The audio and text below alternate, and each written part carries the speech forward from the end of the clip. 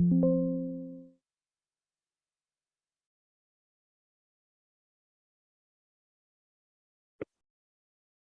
dwa, trzy, w przód.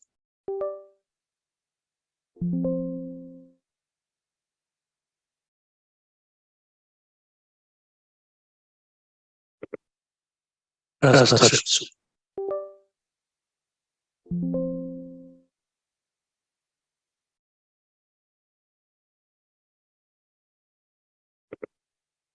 Raz, dwa, trzy, w przód.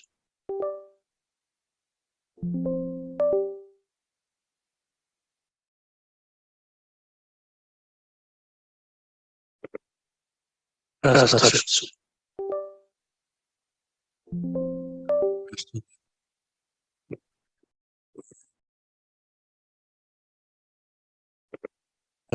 Raz, dwa, trzy, w przód.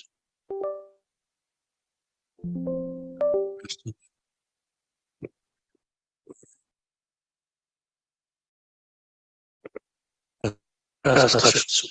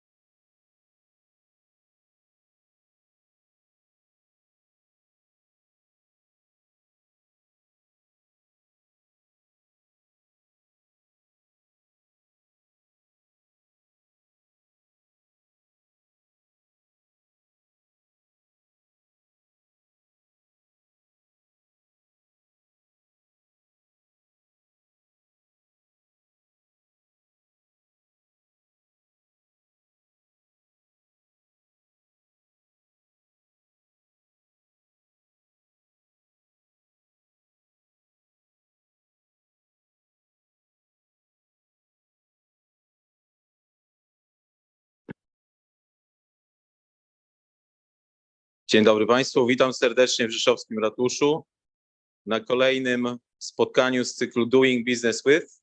Dziś robimy biznes z Hiszpanią i z Hiszpanami, którzy są bardzo dobrze tutaj dzisiaj reprezentowani. Na początek przejdziemy jeszcze przez agendę dzisiejszego spotkania, są w niej drobne zmiany, a następnie oddam głos gospodarzowi tego miejsca.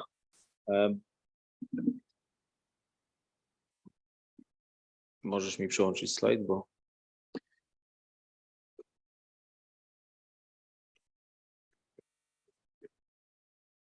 Po oficjalnym otwarciu będziemy mieli przyjemność wysłuchać prezentacji radczyni do spraw ekonomicznych i handlowych Ambasady Hiszpanii w Warszawie, Rocío Chico-Hualde, którą bardzo serdecznie dzisiaj witam w Rzeszowskim Ratuszu. Następnie wystąpienie dyrektora Zagranicznego Biura Handlowego Polskiej Agencji Inwestycji i Handlu w Madrycie, Wojciecha Łopatkiewicza. Prezentacja możliwości współpracy z regionem Andaluzja. I tutaj pan Marcin Siemdaj z Andalusia Trade. Będzie się także łączyć z nami jeden z jego kolegów. Prawne aspekty inwestowania w Hiszpanii będą przybliżone przez Kancelarię Prawną Lexalis i jej partnerów. I jeszcze jedna drobna zmiana w agendzie. Na sam koniec wysłuchamy krótkiej prezentacji Doliny Lotniczej. Okazuje się, że najwięcej chyba nas łączy z Hiszpanią w kwestiach lotniczych, więc króciutko Dolina Lotnicza się zaprezentuje, a następnie zaprosimy Państwa, tak jak zwykle, zwyczajowo, na networking przy lunchu, tak żebyście mogli wymieniać się wizytówkami i nawiązać takie bliższe relacje.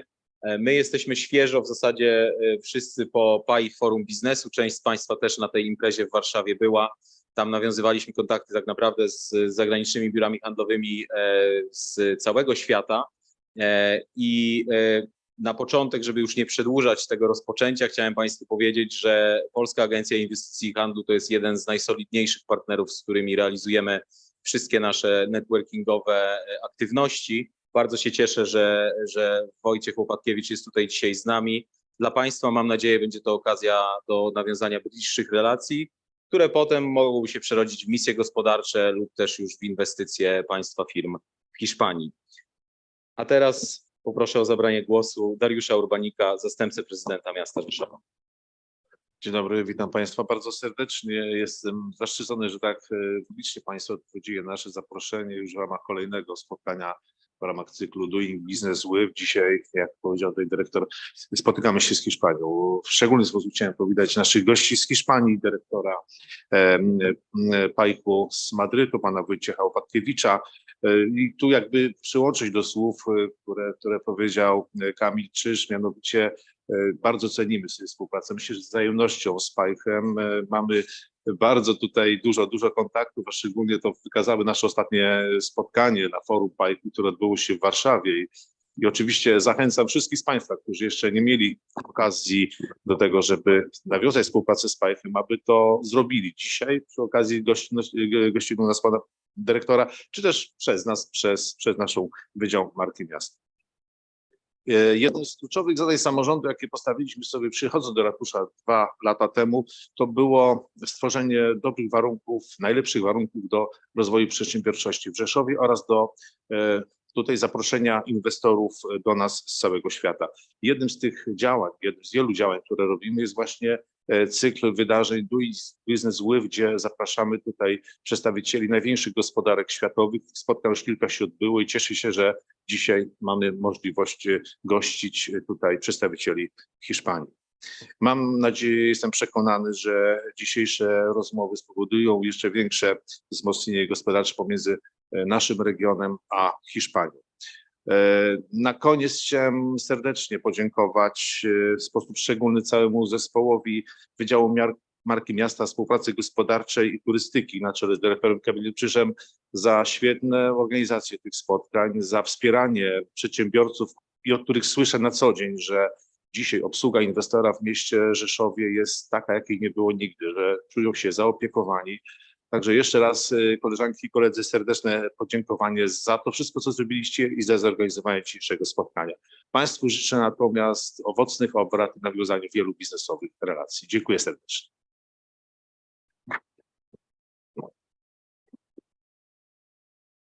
Dziękujemy panie prezydencie. Też żeby nie przedłużać, ja zaproszę może naszego pierwszego prelegenta, czyli radcę handlowego ambasady Hiszpanii w Warszawie, pani Irocio Walde. Chico Walde.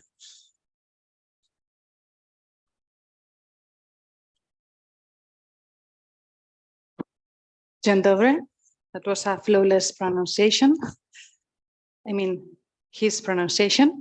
Mine still a little bit green, the Polish language. Good morning, ladies and gentlemen. I'm very pleased to be able to participate in today's conference of doing business in Spain.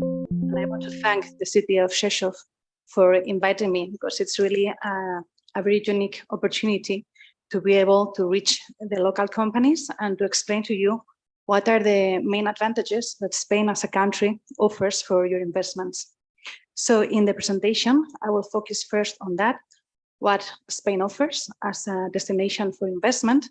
And in the second part, I will tell you a bit about ETHEX. ETHEX is a public company, which I also represent, that its main mission is to internationalize the Spanish economy.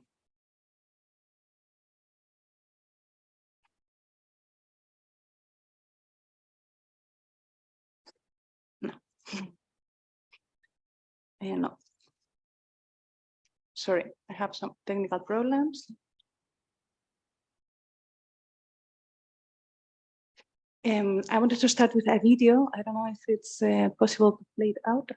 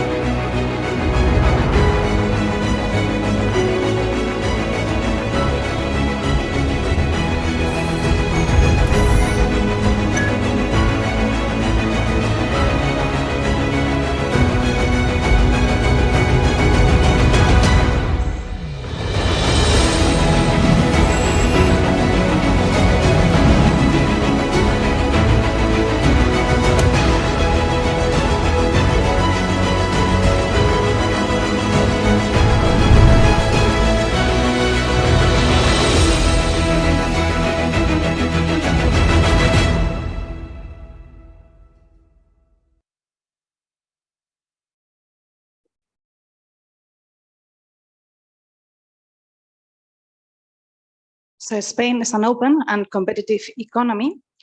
In terms of size, we're the fourth largest economy in the European Union and the 14th in the world. We also have a large domestic market of over 47 million people, which is also complemented with the demand coming from the tourists that visit Spain every year. In last year, in 2022, 70 million people visited Spain for tourism-related activities. Spain has also a high purchasing power. The income per capita in 2021 was around 25,500 euro per capita. And Spain's economic growth has proven to be resilient given the current international economic environment. The International Monetary Fund forecasted a growth for the economy for 2023 of 2.5%. This is, of course, lower than last year's rates of 5.5%. We are also decelerating, as most economies in Europe, but it's still a much higher rate than the one forecasted for the euro area as a whole, that doesn't even reach 1% for this year. We believe that one of the reasons of Spain's resiliency in terms of growth is because Spanish companies in the last decade have really done an effort of internationalizing their activity.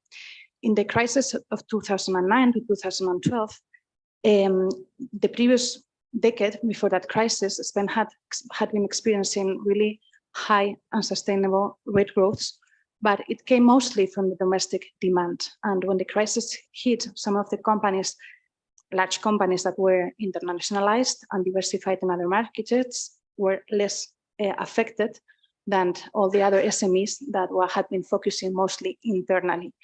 Since then, I think that lesson was really learned, and the Spanish companies have done a huge effort, not only the big ones, which we can all think about, but also a lot of SMEs to diversify and expand their activity abroad. In terms of location, Spain has a privileged position. It has a good access to Europe, the other side of Poland, and it has also economic ties with the Middle East and the Mediterranean region and north of Africa.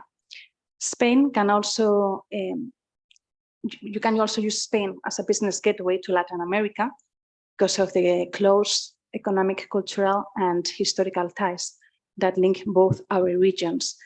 There's a strong presence of Spanish companies in Latin America, and some foreign investors look into investing in Spain as a first step to find a local partner and then try to also reach other markets. All in all, the Spanish economy has a high level of internationalization and it offers an attractive business climate for foreign investors.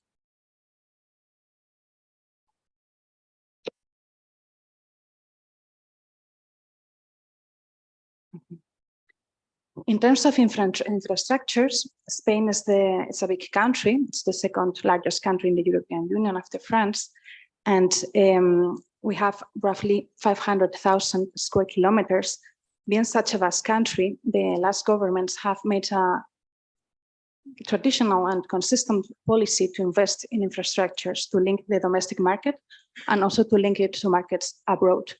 In that sense, we can say that Spain has the second largest high-speed railway network in the world, just after China in terms of extension. We have 4,000 kilometers of high-speed railroads that link Madrid with 35 cities.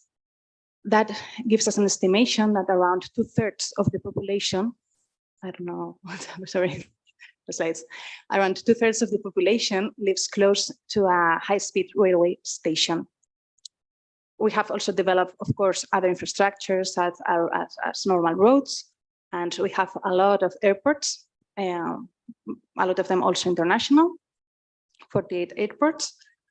We have 8,000 kilometers of coastline, both in the Mediterranean and Atlantic. So we have also 46 ports that have excellent maritime links to other parts of the world. And the sector of logistics and transportation is very well developed in Spain. So all these investments ensures that we have a well-connected market internally and also abroad for both transport of wares and just business.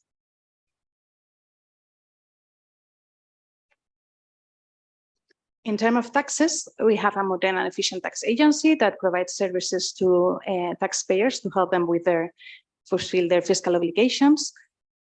We have a moderate corporate income tax rate of 25%, although it's higher than the one here in Poland. And the tax regime is very focused on incentivizing innovation. In that sense, companies can get up to 42% of tax credit related to research, development, and innovation activities. And even if in some certain year you cannot apply this tax credit because you don't have enough liability base, you can carry it forward for the next fiscal years. We have almost 100 double taxation agreements into force, one of them with Poland. And our tax regime also is very favorable for foreign direct investment and foreign workers. In terms of quality of life, well, we are very well known for that. That's why we have so many tourists visit our country every year. But also we rank high in expat surveys, focus more on the business side of quality of life. Madrid and Valencia ranked very high in a study done by International Expat Insider. Actually, Valencia ranks as the first city, favorite city for expats. And Spain is very well positioned in terms of leisure options, climate, but also in terms of healthcare and cost of living.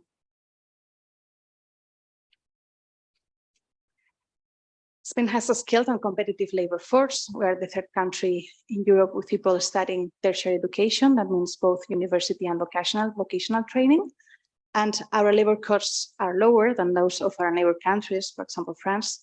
So they're still a little bit higher than here in Poland.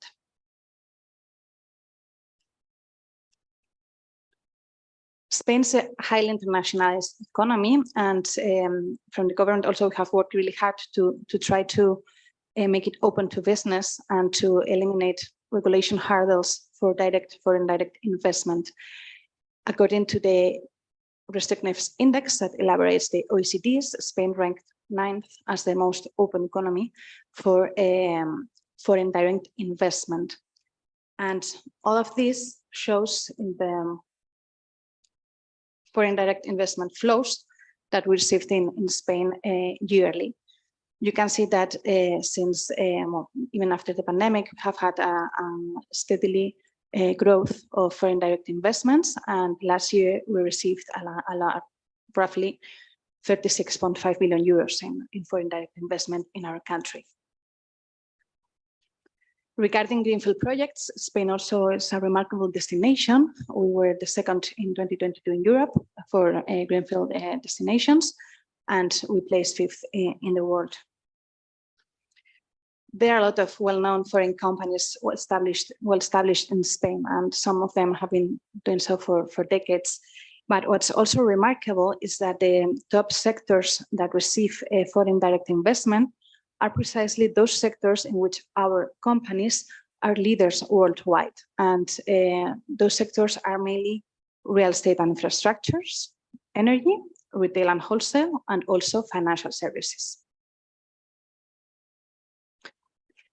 Now I will go through the next part of my presentation, explaining you what is ICEX and what I can do for you, how we can help you invest in our country. ICEX is a public company. It's the Spanish equivalent of PAIGS, with whom you're probably much more familiar, and who's also participating in today's conference. It's adhered to the Ministry of Industry, Trade and Tourism, and our main mission is both to support Spanish companies to expand their activity abroad through exports and investments, but also to attract foreign direct investment to Spain, and we have a unit dedicated to that. The trade offices around the world that are attached to the embassies, we work also as an international network for ICEX, so they have more than 100 focal points all over the world. Being a public company, the main mission, the main value of ICEX is to provide a good public service. And in that sense, we value transparency, but we value also a lot confidentiality. We understand that making an investment decision, sometimes it's a delicate matter for an investor. Sometimes you don't want to disclose that you're looking into a particular market. And ICEX really takes pride on signing confidentiality agreements and keeping all that information out of the public knowledge. Even after a company publicizes its investment, ICEX never reveals if it has it played a role or not in that particular investment in our country. ICEX also offers customized services. We try to focus on the needs of each particular investor, because we understand that you come from very different sectors and worlds, and your needs are very different. And we try really to give a tailored advice. ICEX can accompany you along. Please. ICEX can accompany the investor along all the stages of its journey of investing in Spain. So in the early stages, from this company, we can identify business opportunities for you. We can do also help you with the search about funding and incentives. Nowadays, there are a lot of public funds in different sectors. Moreover, so with the recovery plan, the Next Generation EU, coming from the European Union. So sometimes it's a bit difficult for a foreign investor, but even for a local, to understand all the help that the different levels of government are offering. And in this, ICEX can help you narrow down which kind of subsidies can be more interesting for your kind of activity. We also advise businesses on how to start up business in Spain. We can identify strategic partners, and we give advice and market studies in different sectors.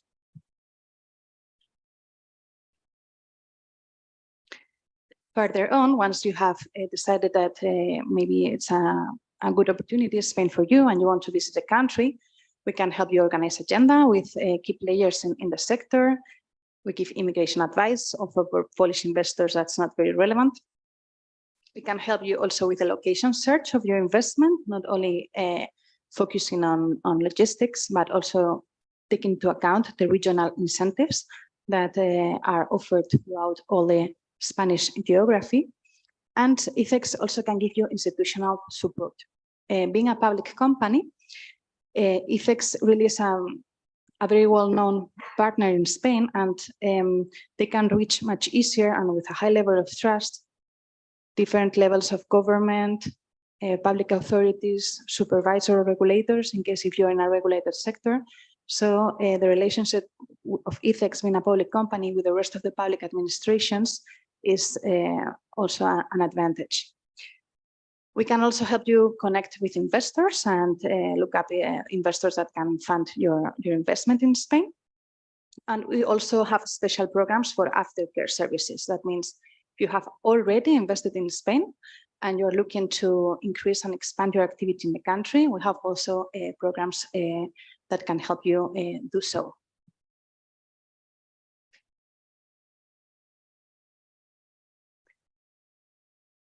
In ICEX, we have teams that are specialized in different sectors. These are the main sectors of specialization. One of them is aerospace, for example, that I understood is also important in this region.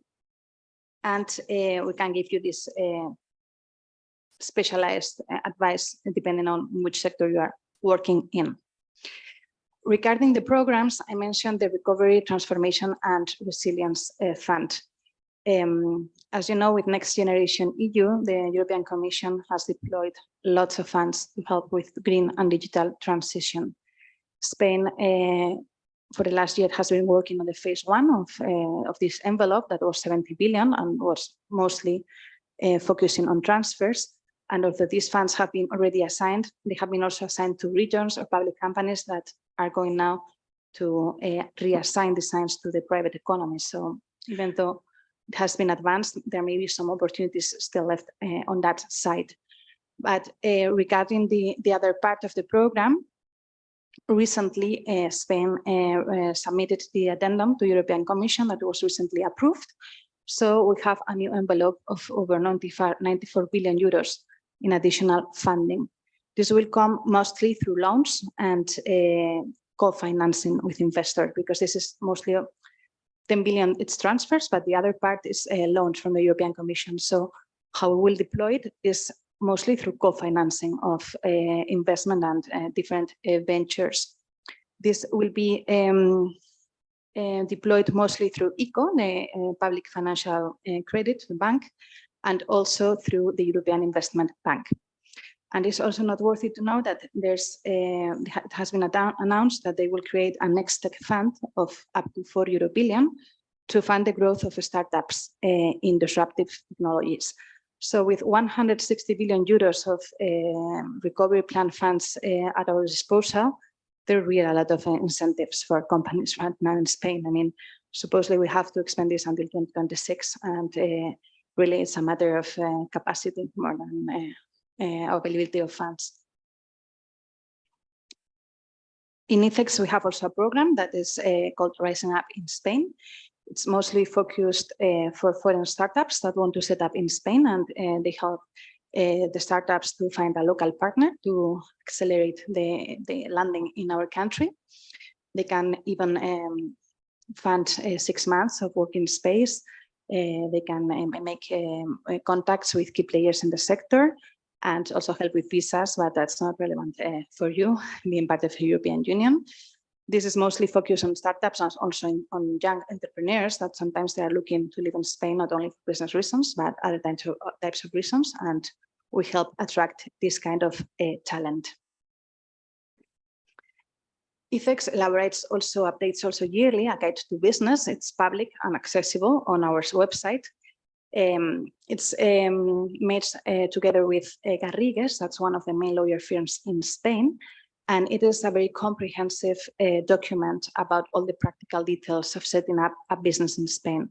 It can give you advice on the tax system, social security, legal framework, etc. So if you're really looking on the pragmatical or have already decided to invest in Spain and you're really more on the pragmatical and administrative part of this investment, this guide can also help you do so. And finally, being a public company, we have close ties with the Ministry of Industry, Trade and Tourism.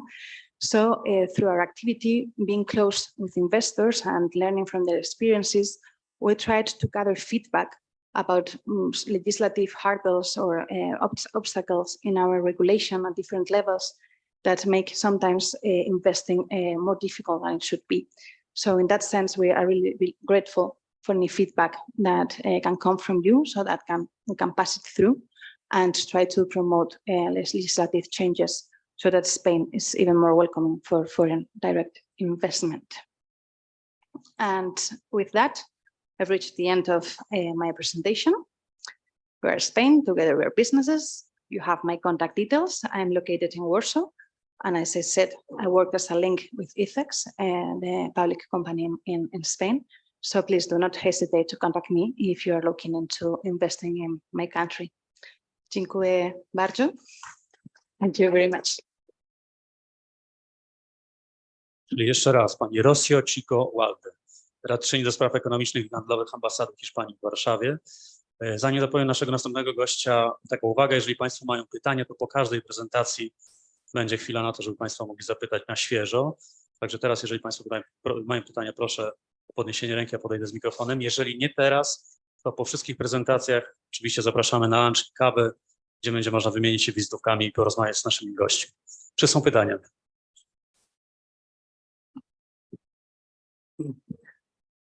Czyli nie ma. Myślę, że łatwiej będzie na pewno przy kawie.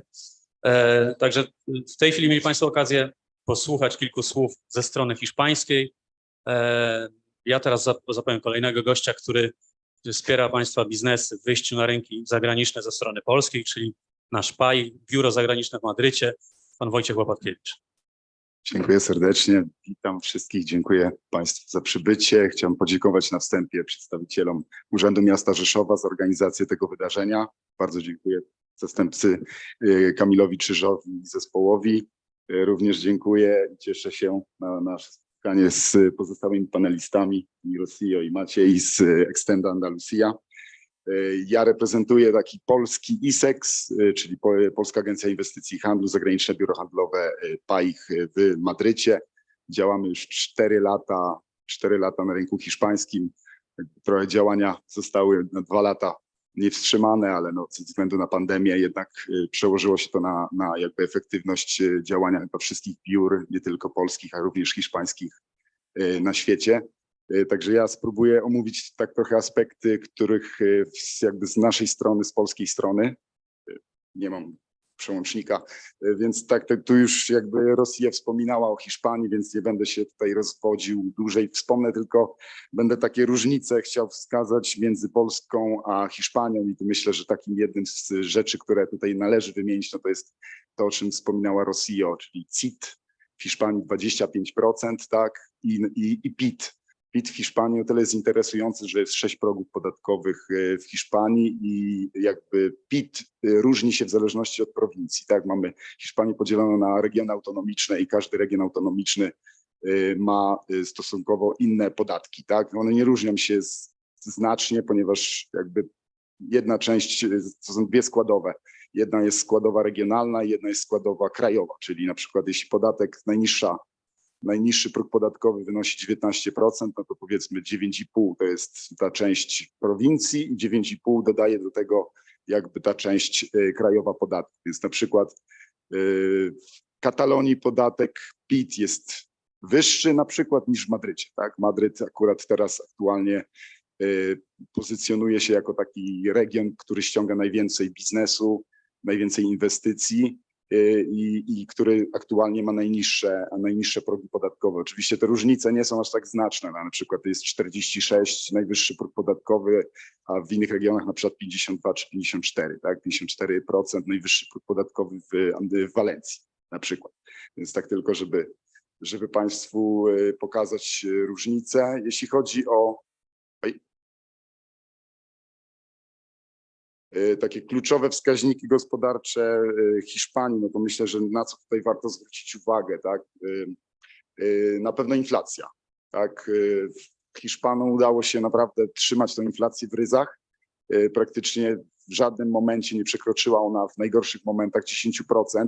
Aktualnie dane z września z Hiszpańskiego Instytutu wskazują, że jest 3,5% inflacja, więc akurat tutaj trzeba wskazać, że tutaj Hiszpania ma jedno z najniższych wskaźników inflacji w ogóle w całej Unii Europejskiej i to na pewno jest dobrze postrzegane. Płaca minimalna, też chciałbym o tym wspomnieć.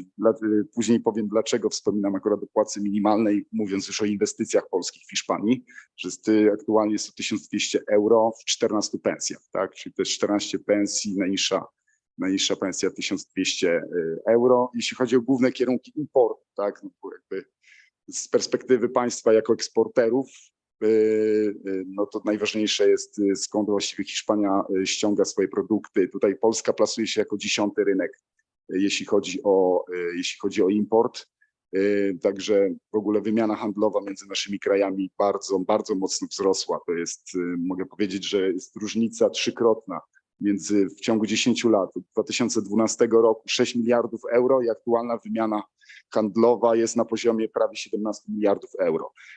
I co tu jeszcze, na co warto zwrócić uwagę, jest jak wygląda ten eksport-import. Ta tabela pokazuje dane z perspektywy polskiego eksportu i importu, czyli Hiszpania, mamy ujemne saldo z Hiszpanią, ale to saldo jest minimalne, bo to jest 400 milionów euro. Jak Państwo spojrzą, to wzrost, bo polski eksport rósł w tempie prawie 25%, import z Hiszpanii niecałe 11%, tak? Także tendencja jest taka, że więcej eksportujemy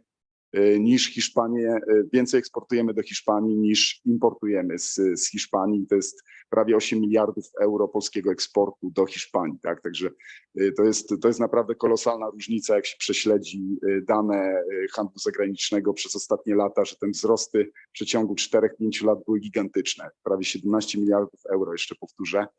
To jest naprawdę świetny wynik i wszyscy na to wskazują, że te relacje gospodarcze, handlowe pomiędzy obydwoma krajami są bardzo dynamiczne i myślę, że jest jeszcze bardzo duże pole do popisu zarówno dla polskich firm, eksporterów, bo też wspomnę, że jako PAIH, no Hiszpania z naszej perspektywy postrzegana jest przez polski biznes głównie jako kierunek eksportowy, czyli Hiszpania jeszcze nie jest tym rynkiem inwestycyjnym dla polskich firm, tak, które gdzieś bardziej skupiają się w pierwszej kolejności na rynkach sąsiednich, czyli krajach ościennych, Niemcy, tak, Litwa, wcześniej jeszcze Ukraina, Czechy, tak. Ale już jest kilka firm, które za chwilę też pokażę i omówię kilka przypadków polskich firm, które są już obecne na rynku hiszpańskim od lat lub te, które gdzieś tam niedawno postanowiły zainwestować w Hiszpanii. Właśnie, jeszcze tutaj, jeśli chodzi o regionalne zachęty inwestycyjne, o których trochę wspominała pani Rossio, jest bardzo podobny system wsparcia dla inwestorów, jaki posiadamy w Polsce, ponieważ my jako Polska Agencja Inwestycji i Handlu również mamy zespół, cały Departament Inwestycji Zagranicznych w Warszawie i też jako PAIH we współpracy z Ministerstwem Rozwoju i Przedsiębiorczości wspieramy inwestorów zagranicznych, tak? To jest w formie zwolnień z podatku na przykład CIT-u lub grantów gotówkowych, zwolnienia od podatku od nieruchomości, tak? To w zależności od prowincji. Tak samo jest na rynku hiszpańskim. Jak Państwo możecie zobaczyć kolory, no to w zależności od koloru jest różny poziom. To są maksymalne poziomy wsparcia, tak, dla inwestorów zagranicznych w danych regionach. Czyli na przykład sobie weźmiemy na przykład Wyspy Kanaryjskie, tak, no to jest to region, gdzie te poziomy wsparcia są najwyższe, tak. Madryt czy regiony Katalonia, regiony najbardziej uprzemysłowione, no to regiony, gdzie jakby to wsparcie jest na najniższym poziomie. Tak samo jest w Polsce. Praktycznie inwestor, który przychodzi i chciałby zainwestować w Warszawie, jeśli to nie jest jakiś projekt innowacyjny, to praktycznie może liczyć na minimalne wsparcie ze strony polskiego rządu, ponieważ no największe wsparcie aktualnie teraz Polska przewiduje dla regionów wschodniej Polski, tak, czyli również dla Podkarpacia, tak, ale to też w zależności od regionu, tak, bo w Rzeszowie będzie inne wsparcie, a nie wiem, w Przemyślu będzie jeszcze inne, czy w Krośnie. Więc jeśli chodzi tutaj o inwestycje, to myślę, że warto też powiedzieć, że najbardziej wspierane są projekty innowacyjne, zakłady przemysłowe, które tworzą miejsca pracy. Wyłączone ze wsparcia są takie sektory jak na przykład sektor energetyczny, fotowoltaika, transport, logistyka. Są to projekty, które jakby nie są wspierane finansowo. Z punktu widzenia inwestora, jeśli jest inwestor z tych branż, no to za bardzo nie może liczyć na wsparcie rządu w tym zakresie. I jeszcze ostatnia rzecz, to myślę, którą należy wspomnieć, że te środki, które otrzymamy w przypadku inwestycji polskiej firmy w Hiszpanii, mogą zostać przeznaczone na przykład na zakup maszyn, urządzeń, budowę hali, ale wyłączone ze wsparcia jest zakup ziemi. I to jest duża różnica, ponieważ w Polsce my wspieramy na przykład projekty inwestycyjne, które zaczynają się od zakupu terenu. W Hiszpanii akurat nie można liczyć na wsparcie finansowe na ten czynnik inwestycyjny. Kilka przykładów, oczywiście jest ich więcej. Wskazałem kilka firm najbardziej rozpoznawanych, które z sukcesem działają na rynku hiszpańskim. Ostatni taki wejście, powiadam, Impost, Kruk i Adamet to są firmy, które są najdłużej chyba na rynku hiszpańskim. Adamet to już jest ponad 10 lat. I w ogóle widać bardzo duży ruch dla sektora farmaceutycznego, bo Adamet bardzo dobrze sobie radzi na rynku hiszpańskim. Ostatnio, kilka miesięcy temu, Aflofarm zainstalował się w Katalonii i jesteśmy w kontakcie z innymi polskimi firmami z tego sektora, które rozważają inwestycje na rynku hiszpańskim. I tutaj jeszcze wspominając o inwestycjach, myślę, że warto podkreślić, że nasze biuro ostatnio, bardzo dużo polskich firm kontaktuje się z nami w temacie przeniesienia części produkcji do Hiszpanii, szczególnie z przemysłów energochłonnych, tak, motoryzacyjny, również tekstylny ostatnio. Ze względu, dlaczego tak jest, wskazują na jeszcze bardzo konkurencyjne ceny nośników energii w Hiszpanii. I nawet pozwoliłem sobie przestudiować dane o cenach energii dla przemysłu. W Hiszpanii jest energia droższa niż na przykład we Francji. Francja to jest w ogóle, jeśli chodzi o ceny energii, to jest poza konkurencją. Natomiast Niemcy są też delikatnie tańsi od Hiszpanów. Natomiast jeśli porównuje się ceny energii w Polsce i w Hiszpanii, no to różnica jest duża. To przemawia za zainteresowaniem polskich firm, żeby częściowo otworzyć również zakłady produkcyjne w Hiszpanii, co też my jako Polska Agencja Inwestycji i Handlu wspieramy, ponieważ oprócz eksportu wspieramy również polskie firmy, które chcą się zainstalować na rynku hiszpańskim.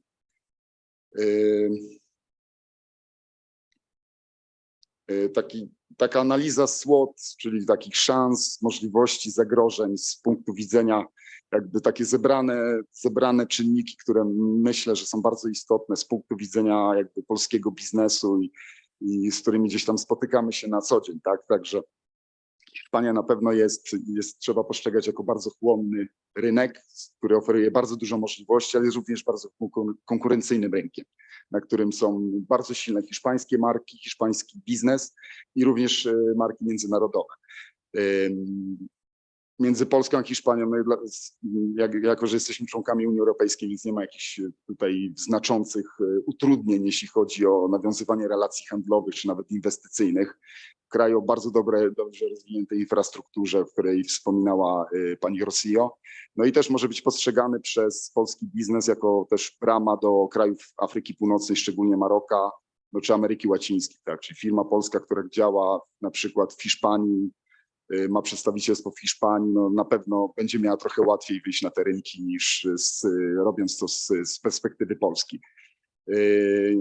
Jeszcze, co jest ważne, jak wspominałem o podatkach, to też jakby w tym punkcie opportunities, rywalizacja pomiędzy regionami autonomicznymi w zakresie preferencji podatkowych dla inwestorów i pracowników, tak? Czyli jakby nie ma tutaj, to nie możemy powiedzieć, że gdzieś jest 10, a gdzieś jest 50, ale no różnice są, pojawiają się te różnice i pewne regiony są bardziej konkurencyjne i nastawione na ściąganie inwestycji niż inne, tak? I to myślę, że to też jest do rozważenia w przypadku na przykład myślenia o jakiejś inwestycji w Hiszpanii. Także warto sprawdzić różne regiony autonomiczne, ponieważ w jednym może być większe wsparcie niż na przykład w drugim.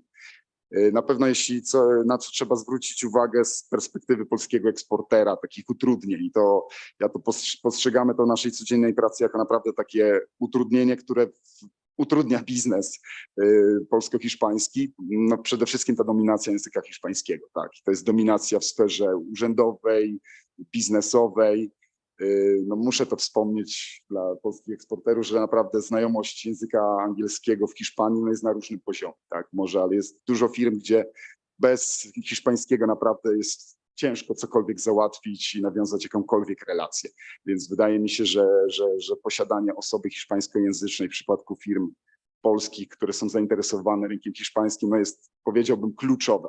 Jest to pewnego rodzaju banał, który mówię, ale naprawdę jest to czynnik, który moim zdaniem wstrzymuje eksport Polski jeszcze do Hiszpanii, a możliwości są bardzo duże, bo naprawdę widać, że jest duży ruch na linii Polska-Hiszpania, jeśli chodzi o biznes. Nie wiem, widzimy to w sektorze kosmetycznym, w pewnych obszarach spożywki, produktach przemysłowych, maszynach rolniczych, farmaceutykach. Także jest naprawdę widać duży ruch po COVID-zie na linii Polska-Hiszpania i to jest naprawdę bardzo odczuwalne.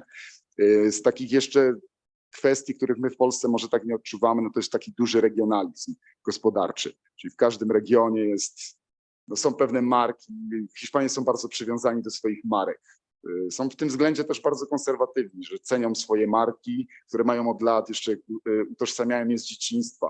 I to jest taki element, na który warto zwrócić uwagę, że na przykład w pewnych obszarach spożywki, artykułów spożywczych, no jakby nie widzę tutaj w ogóle potencjału na rynku hiszpańskim, bo są to produkty, do których Hiszpanie nigdy się nie przekonają, których jakby nie spróbują, bo wydaje mi się, że też to przywiązanie powoduje, że są troszkę może mniej otwarci na próbowanie nowych rzeczy. Wydaje mi się, że w Polsce jesteśmy chyba bardziej troszkę otwarci na jakby próbowanie nowych smaków w temacie właśnie spożywki, tak? Co jeszcze? Na pewno jednym z problemów, ale to się też zmienia, to w zależności od sektoru, niska rozpoznawalność wciąż jeszcze polskich marek, tak? Także na przykład w kosmetykach już coś się dzieje, są konsumenci, którzy rozpoznają polskie marki na rynku hiszpańskim, którzy kupują polskie marki, aczkolwiek no, dla dużej grupy przedsiębiorców w Hiszpanii jakby Polska nie kojarzy się z silnym przemysłem czy z jakimiś konkretnymi produktami. Tak? No i to jest chyba największa praca, którą musimy wykonać my, państwo jako przedsiębiorcy i ja, czy jakby całe państwo w aspekcie promocji Polski jeszcze większej. Tak? Także tutaj stąd też nasze działania związane, o których nie wspomniałem, że też organizujemy stoiska narodowe na różnych imprezach targowych w Hiszpanii, na które zapraszamy polskie firmy.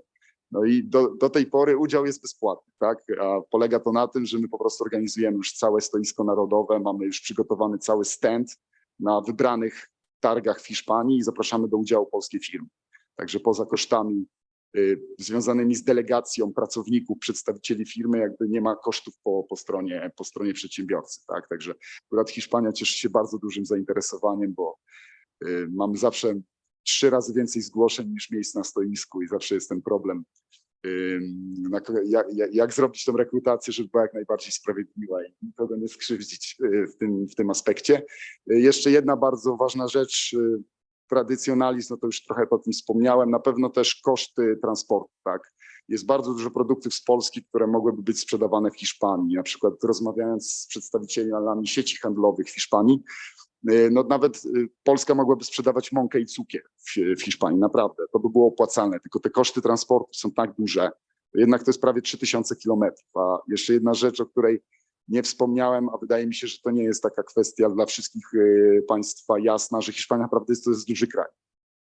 My z perspektywy zakładamy, że ona jest tylko trochę większa od Polski, a ona ma ponad 500 000 kilometrów kwadratowych, to jest niecałe 2 razy większy kraj od Polski, tak? Zakładając Polskę, chyba 312 tysięcy kilometrów kwadratowych, więc to jest naprawdę duży kraj, więc koszty transportu do Barcelony, a koszty transportu, nie wiem, do La Coruni w Galicji no to będzie różnica 500-700 euro, tak? No to bardzo wpływa na tę marżowość produktów, więc to jest jednym z takich czynników hamujących Polski, hamujących to może nie jest dobre słowo, ale które wpływa na skalę polskiego eksportu do Hiszpanii. Oczywiście firmy polskie sobie starają się jakoś z tym sobie radzić, ale jest to jakiś czynnik utrudniający ten handel, bo jednak no, jest to kawałek, tak?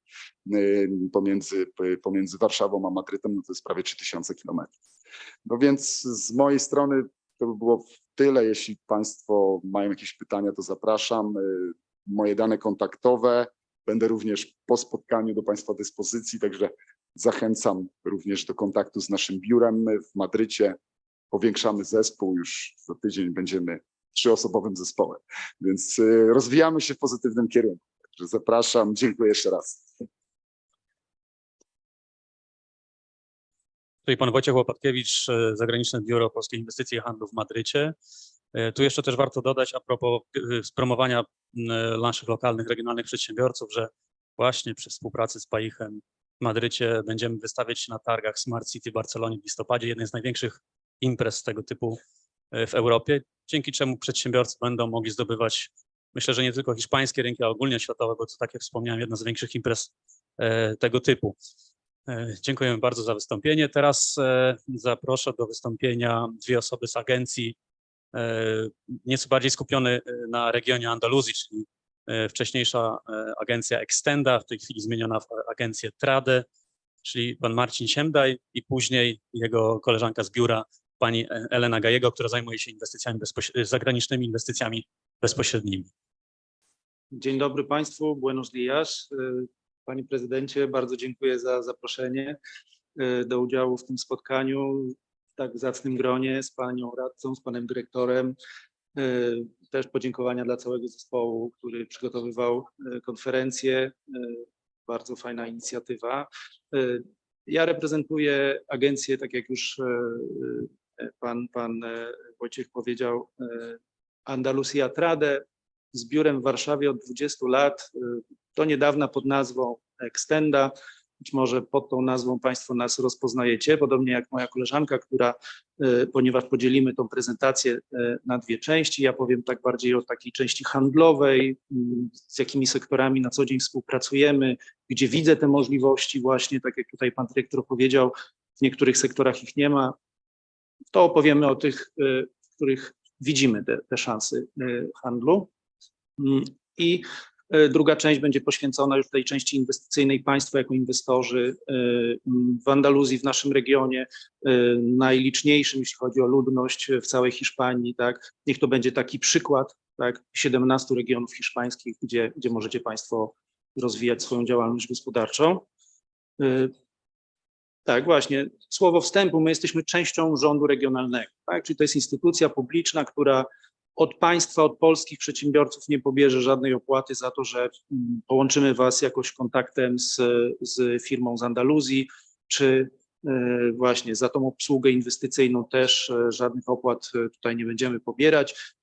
W ramach kompetencji tej nowej agencji, do której weszły 3 agencje andaluzyjskie i obsługujemy praktycznie przedsiębiorców od tej fazy koncepcyjnej po tą fazę internacjonalizacji, wręcz inwestowania za granicą, tak, gdzie później już przekazujemy w ręce takich instytucji jak PAIH chociażby w Polsce, tak.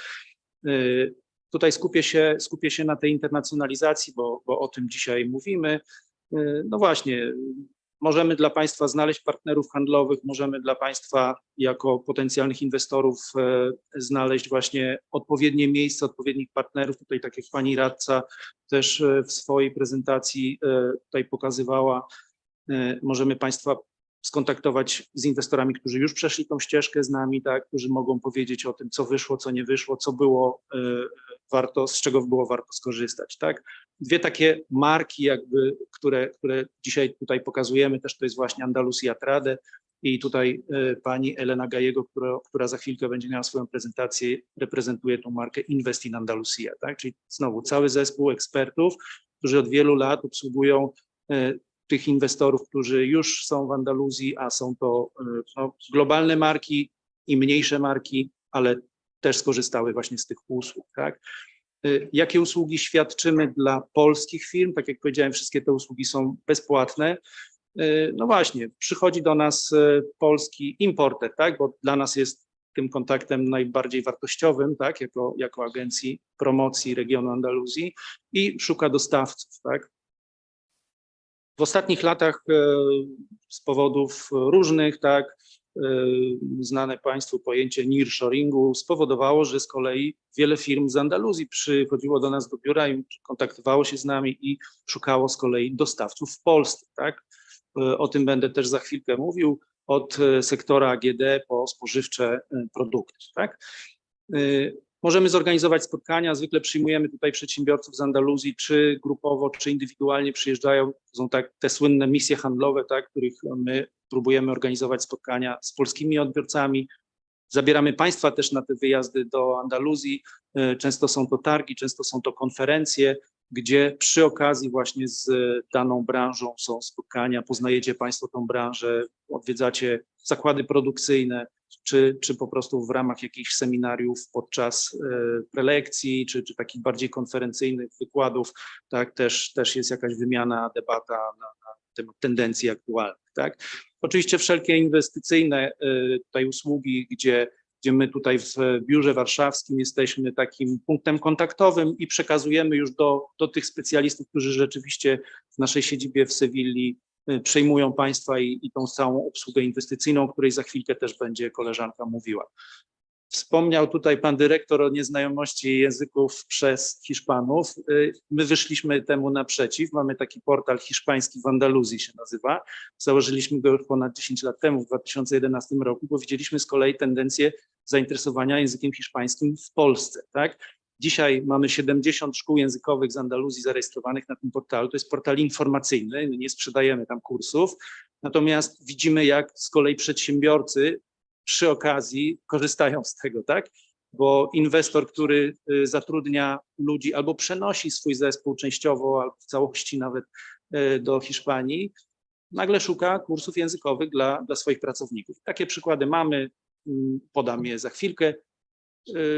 Tak, w prezentacji za chwilę też zostaną omówione takie sektory, w których te możliwości współpracy są największe, czy według nas największe. A tutaj są przykłady z kolei właśnie naszych projektów, które już zrealizowaliśmy, czyli wszelkiego rodzaju wymiana handlowa, tak, tutaj była mowa o spożywczych produktach. Oczywiście ja też wolę pracować na produktach unikalnych, unikatowych dla mojego regionu, tak, bo jeśli mówimy o winach sherry, to win sherry nie ma gdzie indziej, tylko w regionie Andaluzji, tak, czy oliwa z oliwek, tak. Oczywiście jest to cały basen Morza Śródziemnego. Pamiętajmy, że Hiszpania jest pierwszym producentem oliwy na świecie, podobnie jak oliwek. I te najlepsze oliwy są w naszym regionie. Dlatego tutaj jakby ja się skupiam, oczywiście są oliwy i oliwy, są oliwy, które stoją w supermarkecie i pochodzą od wielkich tutaj producentów, a są oliwy bardzo ekskluzywne, delikatesowe, które ja jestem prawie przekonany, że znajdą swoich odbiorców, tak? Bo tam walczymy ceną, a tutaj walczymy czymś, co się wyróżni. Także ja też oczywiście wolę pracować z produktami, których jeszcze nikt nie ma, z których importer też będzie zadowolony, bo będzie pierwszy na rynku, jak je wprowadzi, tak? Wspomniałem o nearshoringu, przychodziły do nas firmy, wielkie marki hiszpańskie, już nawet nie andaluzyjskie, też z fabrykami w naszym regionie, które szukały dostawców w Polsce, tak? Czy przemysł przetwórczy, spożywczy, tak? Inne branże też. Wspominaliście tutaj Państwo, pan dyrektor Czyż, o sektorze lotniczym. Jak najbardziej w Andaluzji mamy ten sektor z klastrem lotniczo-kosmicznym, tak? Te branże są bardzo mocno obecne, też oczywiście z Doliną Lotniczą tutaj są nawiązane kontakty. Mam nadzieję, że będzie ich więcej, że będziemy mogli tutaj też wracać na targi Airspace and Defense Meetings, niezależnie od formuły, jaka będzie, tak, w Sewilli one też się odbywają, stąd zapraszamy branżę lotniczą z Podkarpacia. Biotechnologia, wspomniany Adamek, który rzeczywiście w Hiszpanii jest od wielu lat, okazuje się, że w Andaluzji sprzedaje najwięcej, do tej Andaluzji w cudzysłowie przyłożył lupę i jest tam partnerem strategicznym, takim sponsorem w parku technologicznym w Granadzie, który słynie właśnie z sektora zdrowotnego, biotechnologicznego i tam Adamek rozwija się właśnie swoją strategię promocji, ale też właśnie tej długofalowej już wsparcia tej branży i swojej obecności akurat na rynku hiszpańskim, tak. Sektory informatyczne, tak. Tutaj podaję przykład wrocławski akurat firmy Hycron, która nie dalej jak w zeszłym roku otwierała biuro w Parku Technologicznym w Maladze. I to znowu jest też takie miejsce, tak jak Granada pozycjonuje się w tym sektorze zdrowia i biotechnologii, to Malaga przynajmniej nominalnie pozycjonuje się w tych sektorach technologicznych IT, tak, i Hycron jest takim przykładem, z którym ja przeszedłem całą tą ścieżkę, zresztą koleżanka zaraz też być może wspomni o tym, od pierwszego kontaktu telefonicznego w Polsce po wizytę studyjną na miejscu, również z udziałem PAIH-u i wsparcia z kolei właśnie polskiej firmy, która tą ekspansję międzynarodową realizuje i w końcu firma ląduje w Maladze w Parku Technologicznym i działa, rozwija się. Tak? Sektor górnictwa metali nieżelaznych, być może Państwo wiecie, że tak mniej więcej od Sewilli po Lizbonę znajdują się takie złoża bardzo bogate metali nieżelaznych i stąd w Sewilli z kolei odbywają się co 2 lata targi Mining and Minerals Hall, one się nazywają, i najprawdopodobniej w przyszłym roku, bo taki jest zamiar organizatorów, Polska będzie krajem zaproszonym. Tak?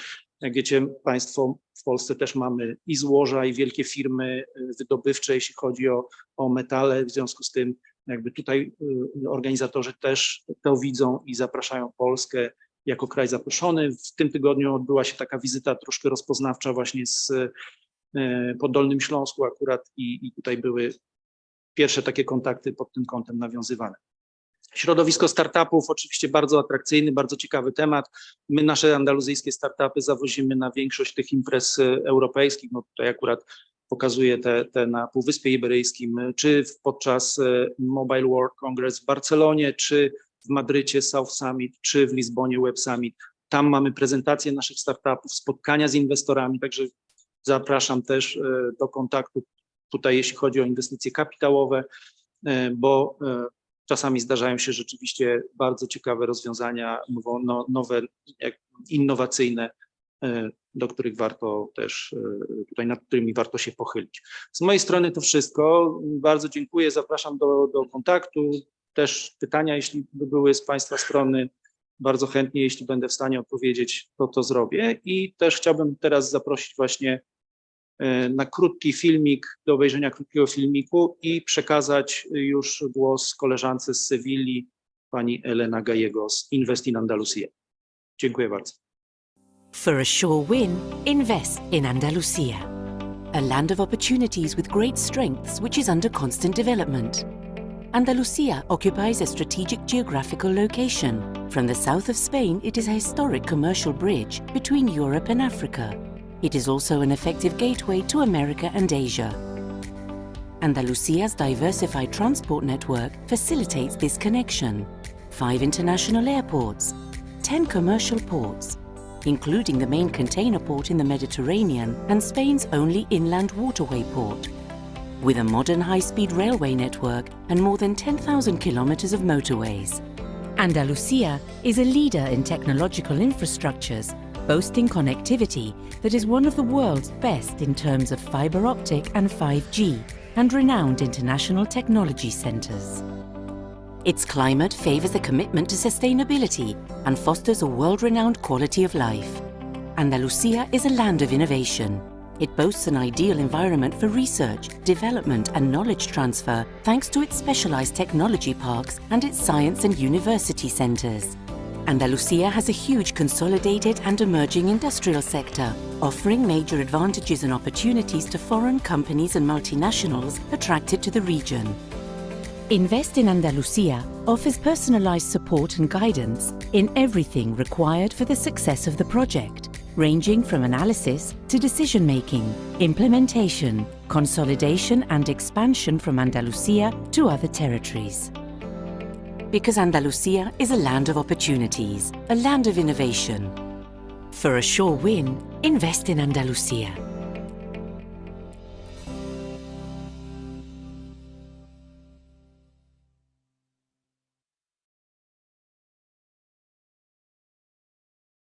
Good morning, everyone. First of all, I would like to thank you, the authorities, for inviting us, Martin and me, to present Andalusia in this event. And after everything that my colleague mentioned about the region, and after this video, I would like to provide some more information about what Andalusia means as an investment location and the opportunities that it has to offer. I believe you will be sharing the video for everyone, or maybe do you prefer me to share it from my screen?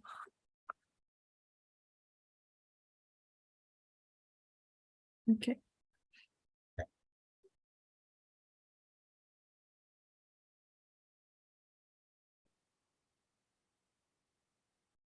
Okay, let me share my screen.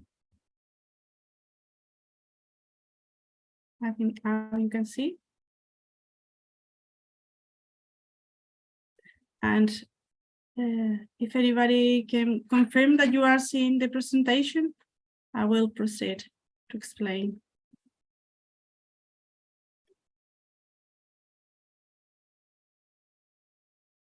Okay, now someone is sharing, perfect. All right. First of all, I like to talk about the business climate in Andalusia when I talk about the region. So if anyone can go to the next slide, please. Andalusia is a very large region, and we have a lot of investors operating in there. So we like to know what is the thought of the companies operating in the region about what are the main aspects that brought them to the region, that are keeping them in the region, and what are also the main aspects that we should improve or continue working in as a region to make them growing here. Every year we develop this barometer in cooperation with the International Center for Competitiveness of the ES, which is a very well-known international school, and also in cooperation with Invest in Spain and multinationals for Spain. And the results are pretty consistent every year. The most valued characteristic of Andalusia, according to the opinions of the investors established in the region, are the infrastructure, the quality of life, the market size, and the human capital in two aspects: the amount of talent available, and also the cost of this talent. Last year we had a very good expectations, as you can see in the slide, for 2023, and now we are developing the search for the next year, and we hope that the results will be similar. But most of the companies mentioned that they wanted to maintain or increase investment, number of employees, and even increase the revenues that they're having. Next slide, please. Andalusia is one of the 17 regions in Spain. It is the one located in the southern of the country. It is one of the largest regions in Spain too. Compared to Poland, which is a very vast country, is small, but compared to other countries in Europe, it's pretty large. It has approximately the same size as Portugal and similar population. It is larger than Belgium, Holland, Switzerland, and some other countries in Europe. That makes of it a very wide land for opportunities, because we have many different areas with different sectors, with different potentialities that I will mention along this presentation. Andalusia has a very large market as well, with more than 600,000 companies. And we have the knowledge that more than 2,500 multinational companies with headquarters in other countries, in third countries, are operating in the region. There are also more than 5,600 exporting companies, and the employment, the number of professionals employed is beyond the 3 million people. Next slide, please. Andalusia has a very good position when it comes to attracting investors. One of the reasons is because it is very well connected. It has very good infrastructure by airport, by air, land, and by the sea. In Andalusia, there are 5 international airports. 2 of them, the main 2 airports, Malaga and Seville, have direct connections with Poland, which makes it easier for both countries to connect and to interact in business relations.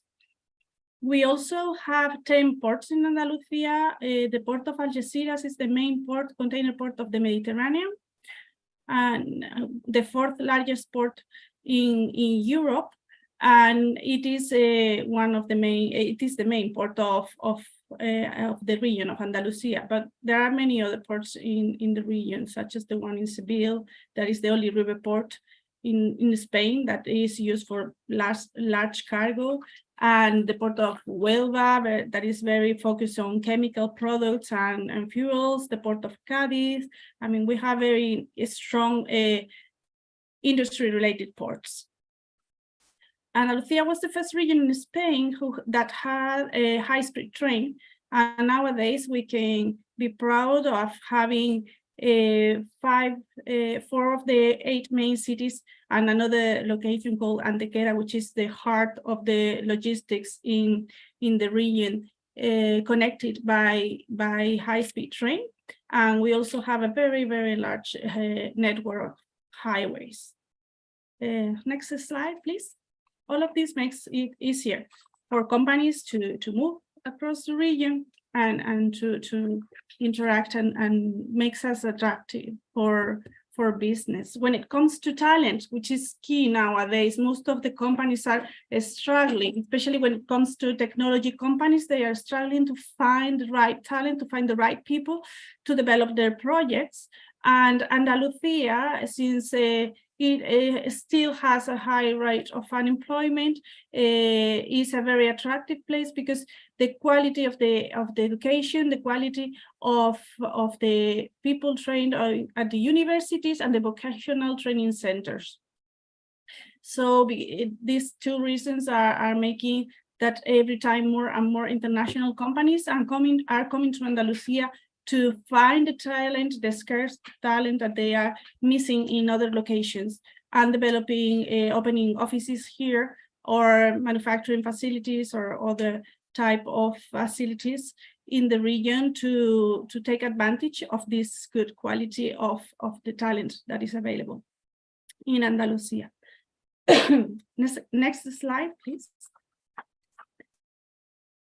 Technology is also very important nowadays everywhere, in every sector, even in traditional sectors. If you don't work in relation with technology, with innovation and doing new things on new ways, you get behind. You are not competitive with the time. So aware of that, Andalusia has developed, the regional administration has developed in cooperation with the private sector, a very strong network of science and technology parks, innovation and technology centers, and European innovation and business centers.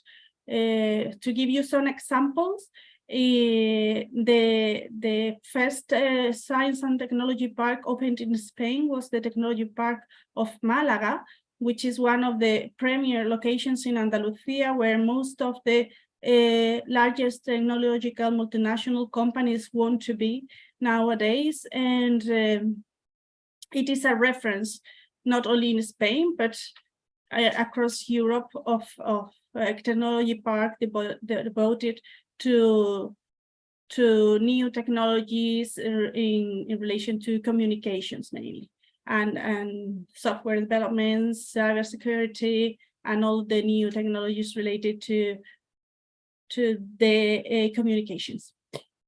Also, we have Cartuja, PCT Cartuja in Seville. There is a different model of park. It is an urban park. It is very, very close to the city. You can walk to the technology park, and it has a very nice mixture between universities, research centers, administration, and companies, and also several incubators and accelerators for startups.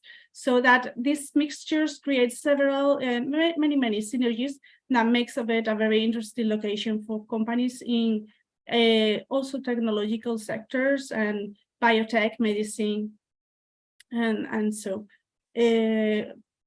Two other parts I would like to mention because they are very specific. They are different.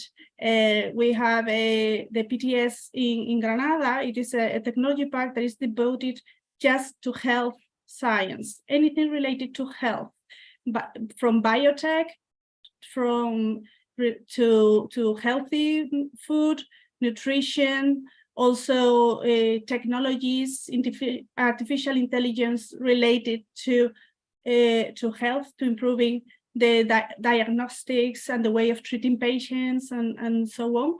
So that it is a very interesting technology park, which of course has a very large hospital inside for all kinds of trials, clinical trials, and anything that the pharmaceutical and biotechnological companies may need to elaborate and to develop the new products that they have.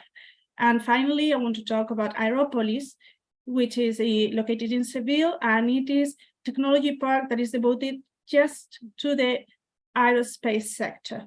Aerospace sector is very strong in the region. It has been very strong for over 100 years. I know it is a strong sector in your region too. It's a very good sector for cooperation. And it has concentrated about 70% of the companies operating in the sector, in the region, within this technology park. It doesn't mean that they have all the premises within the park, but they at least have small office or warehouse or something that allows them to connect and interact and create synergies around this cluster. These are very interesting technology parks. There are many others, but I wanted to point out these 4 centers. And of course, we have technology centers related to very different sectors: CATEC for aerospace, CETEMET for metal mechanics and transport, ZAE for renewable energies, Technova for agriculture, technology in agriculture, and Eltec for plastics. There are very interesting and relevant technology centers that are open to cooperating, to help provide assistance to companies from not only from Andalusia, but from other locations wanting to improve their products or find partners to develop new innovation projects related to what they do. So if any of you listening are in this case, please let us know, Marcin, who is in there in the room with you, or me via email, and we will get you in touch with the right people for all of this. Next slide, please. My colleague has mentioned some of the key sectors of Andalusia during his presentation. Here you have some of them as well. As mentioned before, aerospace, aeronautics, and space both are very important for the region. In fact, Spain recently created a national space agency, and Andalusia, Seville specifically, has been chosen as the city to host this new national institution that is devoted to boost the investment regarding space in the country. Also, biotech and health, as mentioned before, very strong in Granada, also very strong in Seville. ICT, especially IT, very strong in the Malaga Valley, but also in many other locations, because it is a sector that is everywhere nowadays. So we have very large multinationals operating and very small and medium-sized companies operating in this sector. In fact, one of the latest Polish companies that we help through the investment process is operating in this sector, Hycron. We have helped them establish in Malaga, just like Martin mentioned before. Renewable energies are very strong. It makes sense.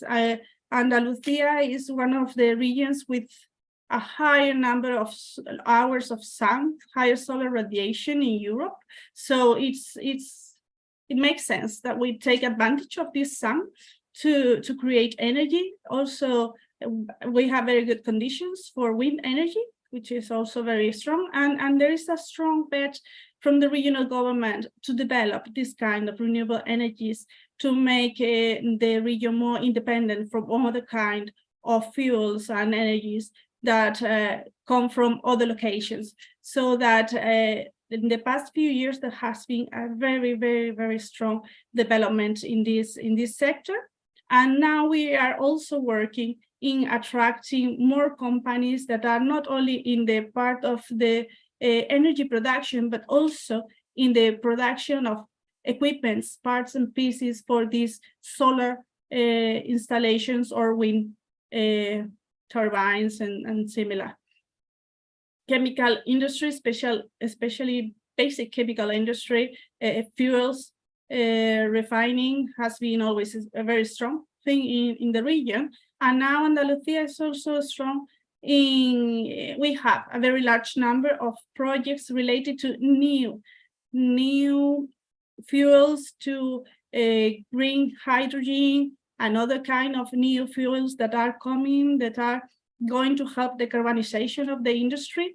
Andalusia has very good conditions to develop this kind of projects in the region, and not only use the production, the idea is not only using the production for the industry that is in the region, but to generate hydrogen in excess so that it can be exported to other locations.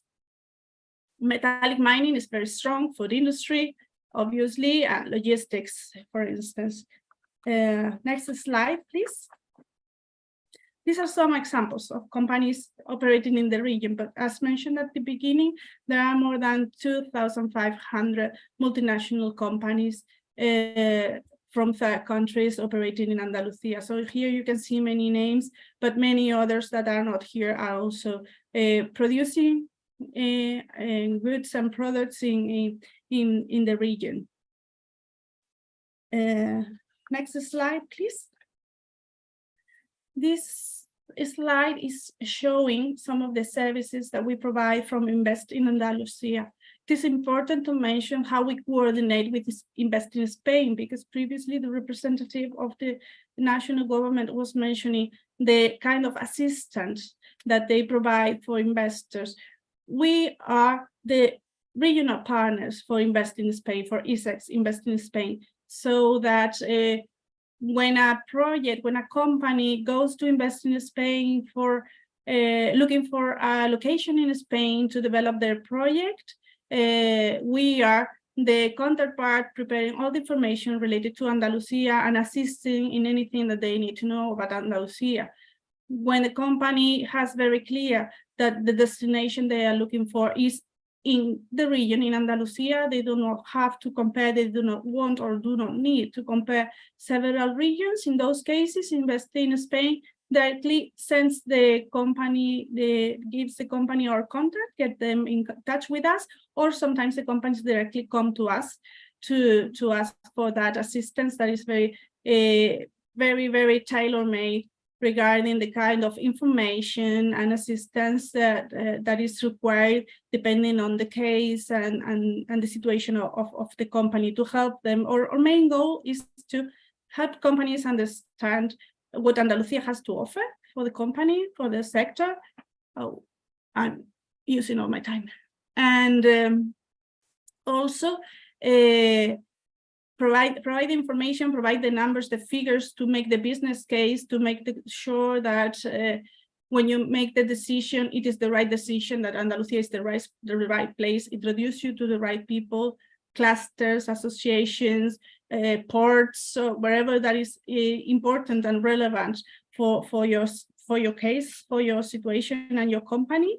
Location search, talent search, university contact, anything you may need, we will provide that assistance. Every time we work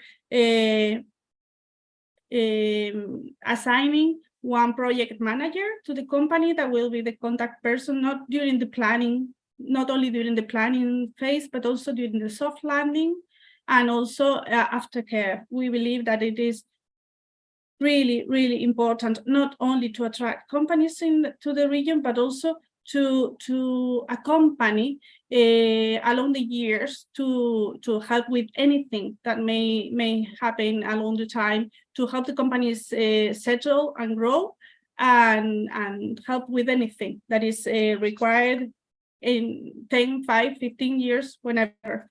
That is very important for us, that you feel accompanied by us. Next slide, please.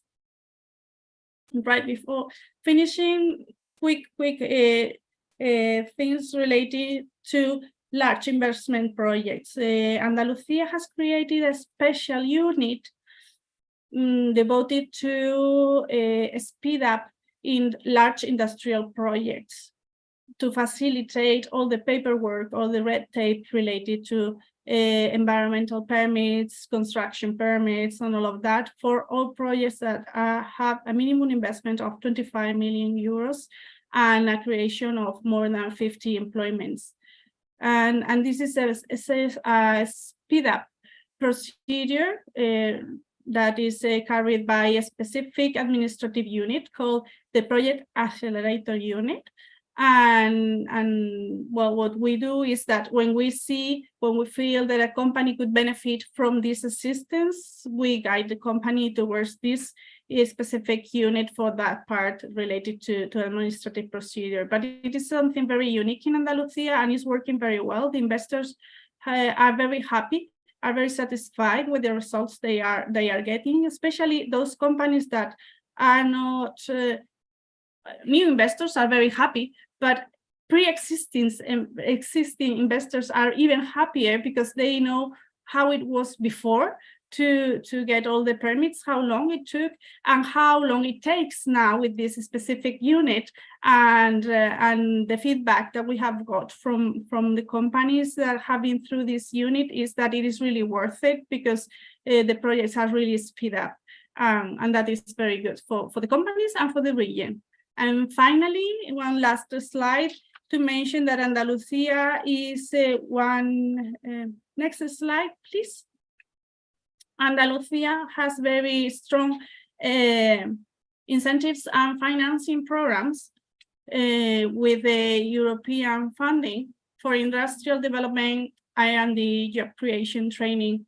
Also, there is a new venture capital funds that are being developed at the moment and will be launched next year, 2024.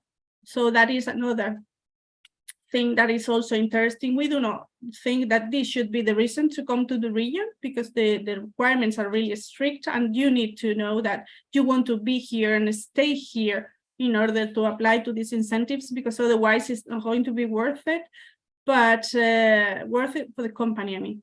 But it is always to know that in case that a company is going to do an investment that is going to be important, significant, this type of incentives are available in the region. And that's it. Final slide, please, with my contact. If anyone wants to send me an email, there you have my contact. But my colleague Martin, who is in the room with you all, is also available to take any questions or anything that you want to know after this seminar is finished. So thank you very much, everyone. And I don't know if there is any question that anyone wants to ask before I finish.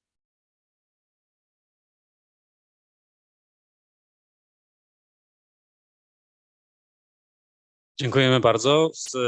Pani Elena Gajego i pan Marcin Siemdaj. Ja tutaj chcę zaznaczyć, że miasto Rzeszów z agencją Trade nawiązało współpracę w zeszłym roku przy okazji forum Green City, czyli targów skierowanych pod kątem Smart City, i zapewne będziemy tą współpracę jeszcze kontynuowali pod tym kątem, bo miasto jest zainteresowane rozwiązaniami Smart City wdrożonymi właśnie w Andaluzji, jak również parkiem technologicznym w Maladze, który jest nakierowany na rozwój branż technologicznych. Także z pewnością o agencji Trade, czyli wcześniejszej Extendzie, Państwo będą mieli możliwość, żeby usłyszeć. My tutaj, może Pani Małgorzata, ja Panią zaproszę, tak? A ja spróbuję skontaktować się Czyli tak, w tej chwili zaproszę panią Małgorzatę Skawińską, która reprezentuje Feder Italii Poland, która powie kilka słów na temat zrzeszenia. Poproszę ją również o przedstawienie i zapowiedź naszych dwoje kolejnych prezenterów. Teraz mam kolejny mały techniczny problem odnośnie połączenia się przez Zoom. Proszę pani Małgorzato, to kilka słów od siebie, ewentualnie zapowiedź do naszych dwoje kolejnych gości. Dzień dobry, witam Państwa. Ja nazywam się Małgorzata Skawińska. Mam ogromną przyjemność być zaproszona do tych wydarzeń Doing Business With jako Kancelaria Prawna Lexalis, partner merytoryczny. Dzisiaj w podwójnej roli, bo tak jak już Pan tutaj wspomniał, jestem też przedstawicielem włoskiej organizacji wspierającej MŚP, Feder Italii, która jest obecna w 24 krajach i dzisiaj w takiej kolejności, w pierwszej kolejności mecenas Rzeszow Soroza, który połączy się z Madrytu, chociaż bardzo się cieszę, że akurat to on będzie Państwu opowiadał o podstawowych oczywiście, ale takich aspektach prawnych biznesu z Hiszpanią, bo pochodzi z Ferrol, a to jest miasto w Galicji. Zawsze jak się słyszymy, to nie omieszka pamiętać właśnie o tym, że mówi, to my z dwóch Galicji na świecie, ty z rzeszowskiej Galicji, a ja z hiszpańskiej Galicji. Także mecenas Rzeszow Soroza troszkę Państwu przybliży te aspekty prawne. Kancelaria Prawna Lexalis dzięki sieci zrzeszonych kancelarii wspiera MŚP w ponad 70 krajach i mieliśmy okazję już właśnie przy Doing Business With, za co bardzo dziękuję na ręce pana prezydenta, ale też i pana dyrektora Kamila Czyża, który pozwala nam się zaangażować właśnie w tą sieć wydarzeń. Mam nadzieję, że mecenas już dostał link. Jeżeli nie, to tutaj zaproszę, może zapytam, czy jest to czas na przerwę ewentualnie? To ja może zmienię trochę program, bo naszą wisienką na torcie miała być Dolina Lotnicza. Możemy przesunąć trochę prezentację. Czyli pani Klaudia Sidor, która zaprezentuje nam Dolinę Lotniczą. Pani Andrzeju też? Tak, z panem Andrzejem Rybką. To też ważna informacja, że Dolina Lotnicza też współpracuje z Doliną Lotniczą Andaluzyjską, także tutaj współpraca jest jakby dwutorowa. Dzień dobry Państwu wszystkim. Ja kilka słów po polsku, a za chwileczkę Państwo zrozumieją, dlaczego jesteśmy tu we dwoje. Tak doskonale się składa czasowe wyczucie jak w najlepszej komedii, gdzie wyczucie czasu jest najważniejszą rzeczą, że akurat Doing Business with Spain jest teraz dla nas z Doliny Lotniczej, ponieważ również w obszarze kapitału ludzkiego mamy polsko-hiszpański akcent. Mamy osobę, która się urodziła w Madrycie, wychowała w Hiszpanii, a od tego roku pracuje w Dolinie Lotniczej. Pierwszym naszym wyjazdem w tym roku był wyjazd do Malagi. W następnym roku planujemy wyjazd do Sewilli, więc znowu Andaluzja, Aerospace and Defense Meetings in Sevilla. Naszym partnerem strategicznym jest również agencja IDEA w Sewilli czy w Maladze, w której współpracujemy w ramach Enterprise Europe Network. O tym za chwilę też Klaudia powie. Natomiast Państwu chciałem powiedzieć tylko jedną rzecz. Dolina Lotnicza, no tutaj chyba, jeśli mogę prosić o tylko wyświetlenie naszego slajdu, bo tu będzie łatwiej. Dolina Lotnicza jest największym i pierwszym klastrem w Polsce technologicznym, posiadającym status klastra kluczowego. To o tym większość Państwa wie, za chwileczkę zostanie to wyświetlone. Od razu proszę przejść do drugiego slajdu.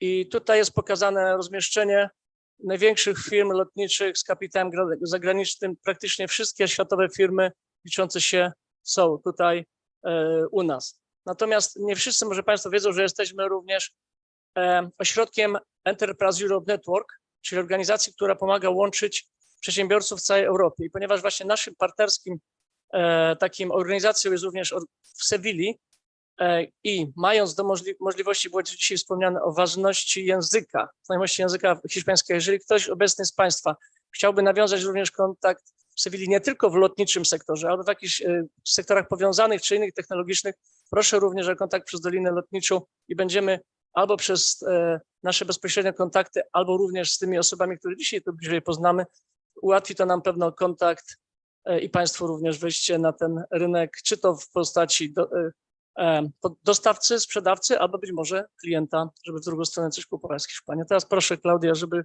w języku hiszpańskim powiedzieć coś do naszej odnośnie się do kolejnego slajdu. Dzień dobry bardzo. Buenos días a todos. Me gustaría pues presentarles muy rápidamente quiénes somos y ya como se comentó en... Chciałbym opowiedzieć kilka słów o tym, kim jesteśmy. Y ya como se presentó en el día de hoy, creo que cada presentación lo que tenemos en común entre España y Polonia. I chciałbym przedstawić te wspólne punkty, to co nas łączy między Hiszpanią a Polską. Sobre todo entre Andalucía y Rzeszów, Podkarpacie, es el sector aeronáutico. I przede wszystkim chciałbym opowiedzieć o tym, co łączy ten region nasz, tutaj rzeszowski, w tej branży właśnie lotniczo-kosmicznej z Andaluzją, tak? Como se puede ver en el mapa presentado, la mayoría del sector aeronáutico en Polonia, el 90%, está localizado en nuestra región. Jak widzimy na tym slajdzie, 90% przedsiębiorstw z branży lotniczo-kosmicznej jest skoncentrowanych właśnie tutaj, w tym naszym regionie. Ahora mismo contamos con 190 miembros y entre ellos alrededor de 100 son pequeñas y medias empresas familiares. W tej chwili na klaster składa się 190 firm, z czego 90 to są MŚP i rodzinne firmy. Nosotros nos concentramos en la creación de una cadena de suministros de estas pequeñas empresas a las grandes empresas que están en nuestra zona. Naszym głównym celem jest stworzenie czy pomoc w stworzeniu łańcucha dostaw dla tych właśnie małych, średnich przedsiębiorstw skierowanych na duże korporacje, na duże firmy, które tych dostaw mogłyby potrzebować. Y me alegra mucho poder estar aquí en el día de hoy de Doing Business with Spain. Ya como comentó el director, Jak już dyrektor wspomniał, bardzo się cieszę, że jesteśmy dzisiaj tutaj obecni. Porque ahora mismo estamos trabajando en 2 proyectos europeos y en ambos cooperamos con agencias de España y más en concreto de la región de Andalucía. Teraz współpracujemy w ramach 2 dużych projektów i tutaj szczególnie właśnie jeden z tych projektów to jest z agencją andaluzyjską. Czy jest częścią tego projektu jest agencja, która ma siedzibę. Las organizaciones correspondientes en Andalucía, una de ellas es IDEA. Jeśli chodzi o tych współpracowników, te agencje, z którymi współpracujemy, to jedna z tych agencji nazywa się IDEA. Tak. Y la segunda es CTA, localizada en Sevilla, que es una corporación tecnológica de Andalucía. A druga to CTA, to jest taka korporacja technologiczna, andaluzyjska korporacja technologiczna. Y también me gustaría añadir de que en el día de hoy veo a algunos empresarios de nuestro claustro, entonces me gustaría invitarles a hablar con ellos durante el lunch, porque de verdad son empresas que tienen muchísimo potencial. I tutaj widzę kilku przedstawicieli klastra właśnie z Doliny z branży lotniczo-kosmicznej i chciałabym zaprosić do kontaktu w czasie lunchu, żebyśmy omówili tutaj pewne aspekty możliwej współpracy. Y ya la guinda en el pastel, ya como os he comentado, este año en Rzeszów, en mayo, pudimos tener los Aerospace and Defense Meetings y el año que viene, también en mayo, van a tener lugar en Sevilla, Aerospace and Defense Meetings en Sevilla y seguramente estaremos allí, entonces espero que podamos vernos muy pronto. W tym roku mieliśmy te Aerospace Event Meeting, tak? Aerospace and Defense Meetings. Sorry. Tutaj w Polsce, tak, a w przyszłym roku w maju też będą w Andaluzji, tak? W Sewilli. Tak, i będziemy pewnie organizować misje wyjazdowe, więc też będziemy bardzo zachęcać Państwa. Dziękuję bardzo. Participar también y les vamos a alentar a que participen también, por supuesto. Muchísimas gracias. Dziękuję bardzo. Muchísimas gracias. Bardzo dziękuję. Czyli dziękuję bardzo Dolinie Lotniczej. Zażegnaliśmy problemy techniczne, czyli połączy się z nami dwie osoby. To jest Jesus Oroza Alonso, który będzie reprezentował agencję Kancelarię Prawną Lexalis. Następnie będzie, żeby już później nie przerywać, Ilaria Salona, która będzie reprezentowała Feder Italii Spain.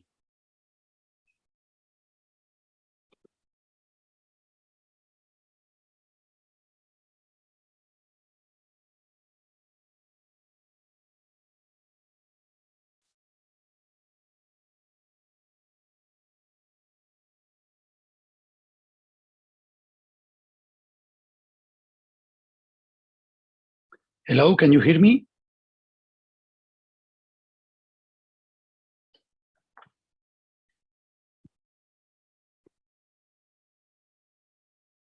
Yes, we can hear you. You can share your screen with the presentation. Okay, then.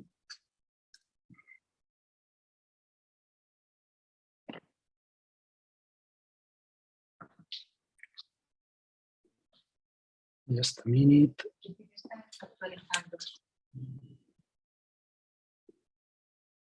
Okay.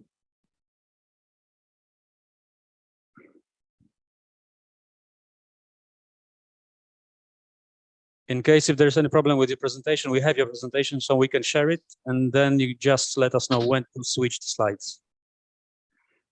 Just a second, because I have it in the other laptop, but now I think I can share it. Okay.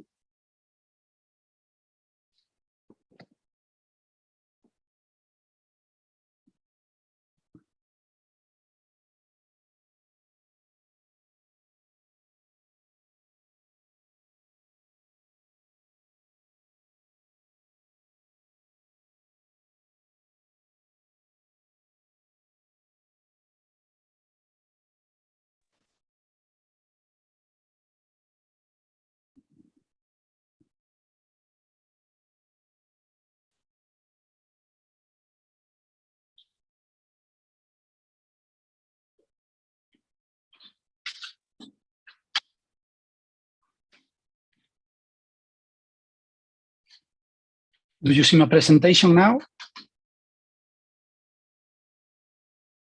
No, you need to push the green button to share the screen. Okay.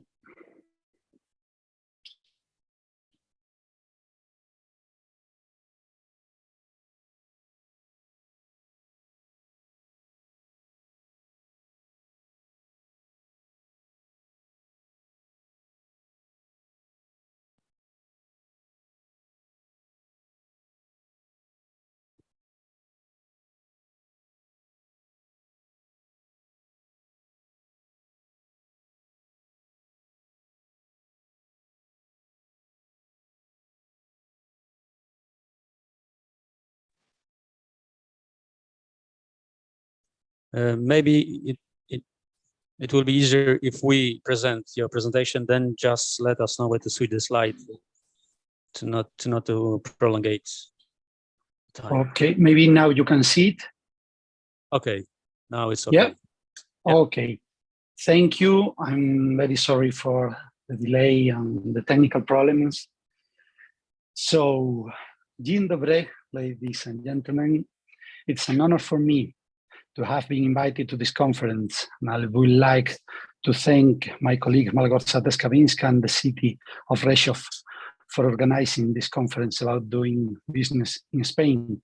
I hope in the next few minutes to be able to share with you some brief, useful notes on the legal aspects of investments in Spain and encourage you to embark on the adventure of investing in our beautiful country, which has significant business opportunities in various sectors of activity, very attractive for investors and entrepreneurs, and with important facilities for the establishment of new companies.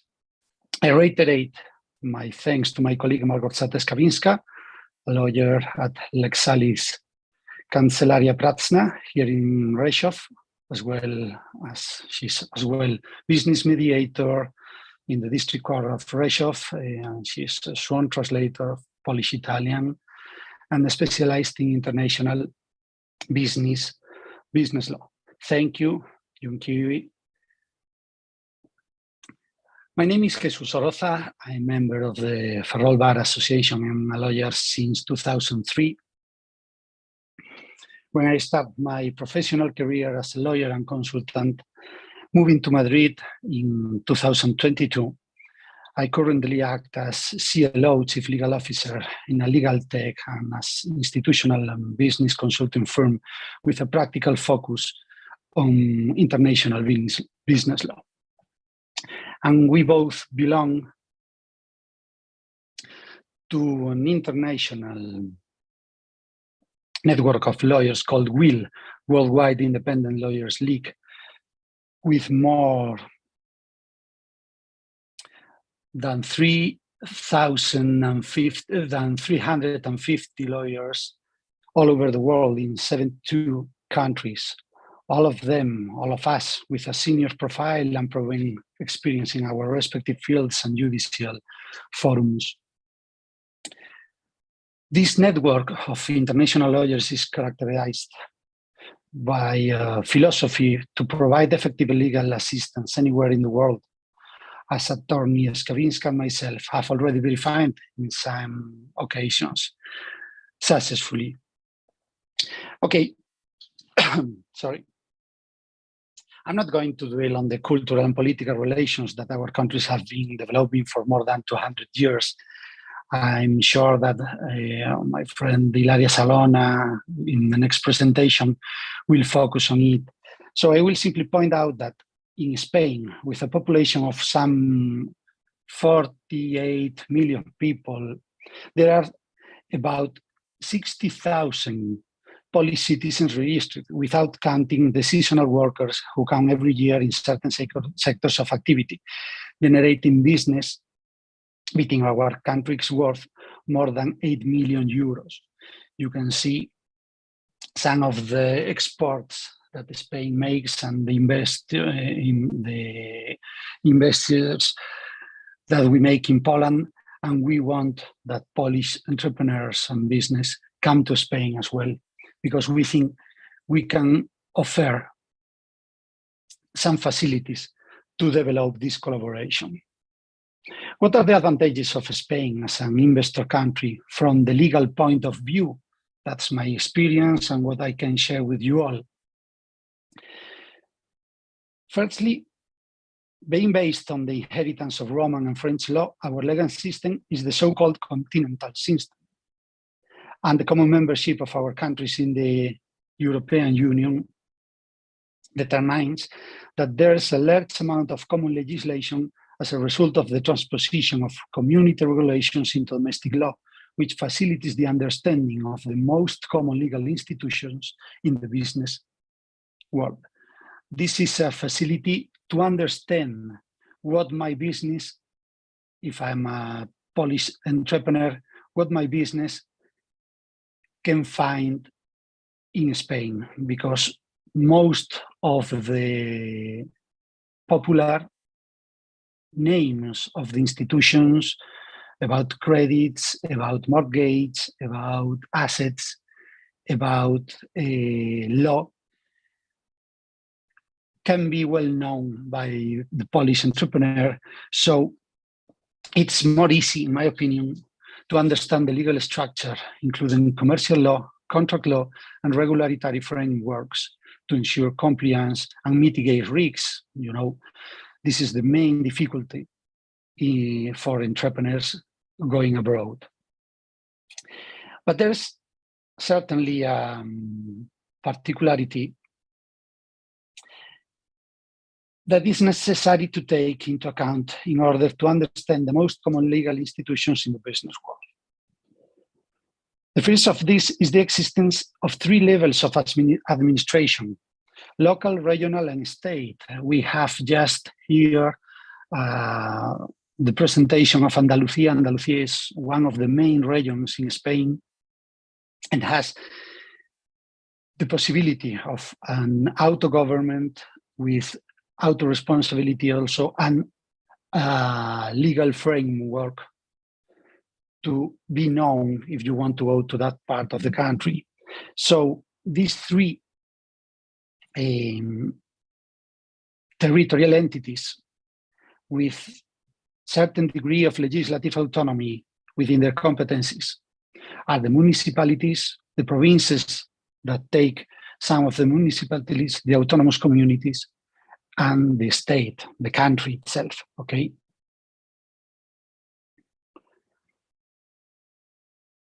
This could be a problem if you don't know it previously, because, for example, you may result in Galicia, which is my home community, require certain issues that are not applicable in Andalusia, for example. So when the Polish entrepreneur wants to go to some part of Spain, we usually know the main cities, Madrid, Barcelona, Valencia, Sevilla, for example. But if our sector of activity leads us to the Basque Country, to Galicia, to Asturias, to Andalusia, or maybe to the islands, to the Canary Islands, for example, you have to know that you can find certain legal regulations that you need to know to be successful in your adventure. So Spain offers a wide range of investment opportunities. As you know, we are talking about real estate, renewable energy, tourism, technology, also actually in cinema, and because of Netflix, there's a lot of film productions in Spain that are a good opportunity for workers and entrepreneurs in these sectors of activity. Also, the Spanish government has implemented favorable policies to attract foreign investors, such as tax incentives and streamlined processes. It's a great chance to capitalize these opportunities, so investors can tap into potential of the Spanish market and achieve significant results.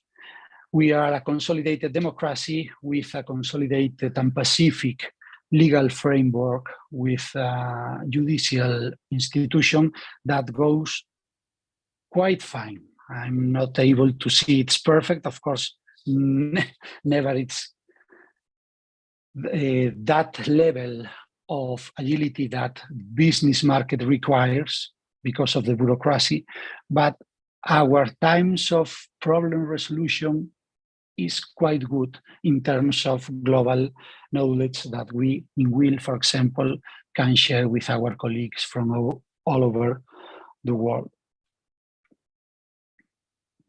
So before investing in Spain, as I said, it's essential to consider the key legal aspects about company formation, licensing and permits, employment law, intellectual property protection, and taxation.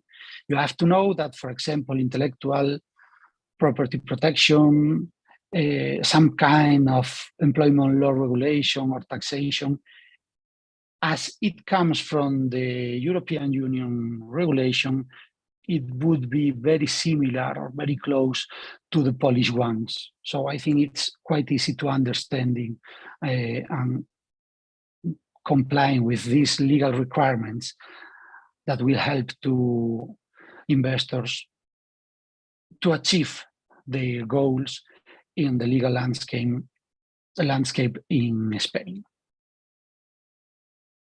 What are the challenges and risks in this adventure or in a foreign market? As you know, some of the common challenges in Spain include bureaucracy, language barriers, cultural difference, and changing regulations. We are living exceptional times with really hard work issues that requires a soon response from every level of responsibilities, starting from our governments, and they need to regulate what is happening in this challenge world, and we need to adapt to these new regulations and to find out the certain responses that are needed to these changing regulations. So it's essential for investors to be aware of these potential hurdles and work with experienced legal professionals to overcome them effectively. You have here in Rzeszow the opportunity and the chance of Lexalis that they are proven professionals in this kind of matters. As you know, when you arrive to a new market, we are talking actually the Spanish one, the due diligence is the instrument, the main instrument that makes crucial before making any investment decisions in Spain. This process involves assessing the legal and regulatory compliance of target companies, analyzing contracts, reviewing financial records, and identifying any potential legal risk. Making a good job in due diligence, investors can make informed decisions to assure to confirm their investments. You have to see that in Spain we have both possibilities of financing options, public one and private one. The public one with these facilities I was talking about before can take subsidies, entrepreneurial grants, tax breaks, tax exception, several facilities to allow foreign investors to come to Spain and find out that they can develop their ideas and their projects with several facilities. But we also have as financial options the private ones, mostly developed them by banks. Most of them are international banks, very known also here in Poland. So personal and mortgage loans, lines of credit, guarantees, personal guarantees, and other kind of guarantees are the most common private financing options that you as an entrepreneur can find in Spain, or even to perform with your local bank, with the international Spanish bank, to develop this possibility of obtain the financial needs for the project. About taxation and legal obligations, you have to know that taxes are related to the asset or investment. Several fields of activity or several assets like real estate, I will stop in this particularity very soon, have their own taxes, and you need to know them before starting any activity in Spain. Also, the existence of expenses inherent to the property or activity, or the need of administrative authorization for several fields of activity, or limitations on the property or activity, because as in Spain we have a wide protection for the property in property law. I mean, you have to see that our Spanish constitution leads the property towards a social ending.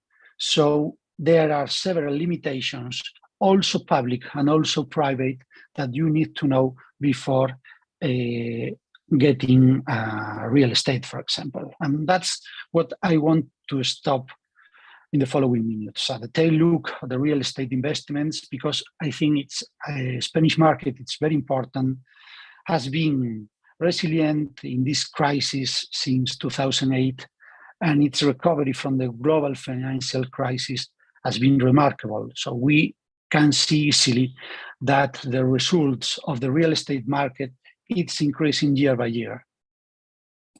So making your idea of investor to come to Spain, to the real estate market, for both residential and commercial real estate investment is a good idea, because there are several opportunities to develop in the next future. Which are these investment vehicles that, in my experience, you can consider? Of course, the direct property ownership. You can own in physically property, either residential or commercial, or even we are talking to tourists, the possibility of develop some kind of tourist accommodations that they are always regulated also in the community.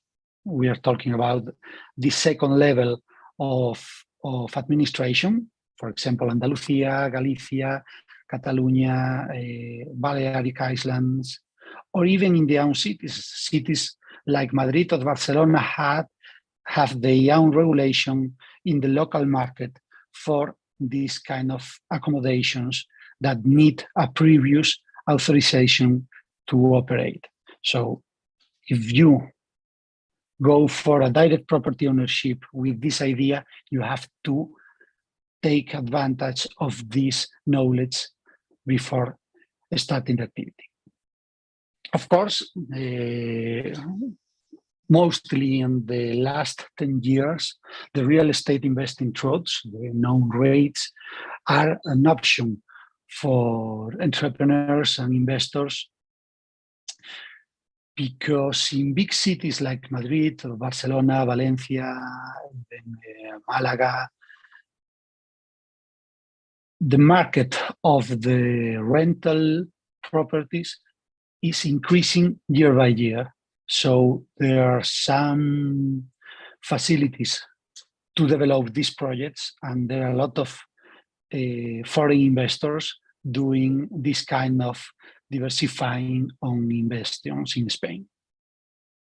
Also with property funds, we are talking about collective investments vehicles managed by professionals. We are talking about funds from Israel, from United States, from Germany, also from Poland, that they found out that the possibility of the real estate market in Spain has several chances of success that they consider. So we see most of all in the last 5 years an increasing in cities like Madrid, for example, the place where I'm developing my activity actually, the increasing of the presence of these funds building new buildings to develop this activity. And also joint ventures. Spain has one of the main sectors of activities, the construction, also in residential or commercial properties. And maybe it's easier to find a local developer or investor to make this kind of joint ventures to develop the project. What is the property acquisition process in Spain? You have to know that the title of acquisition, the sale one, exchange, rental, whatever, must be granted in a public document before a notary in the demarcation of the property. So if you want to make the investment in Madrid, you have to come to Madrid to a local notary.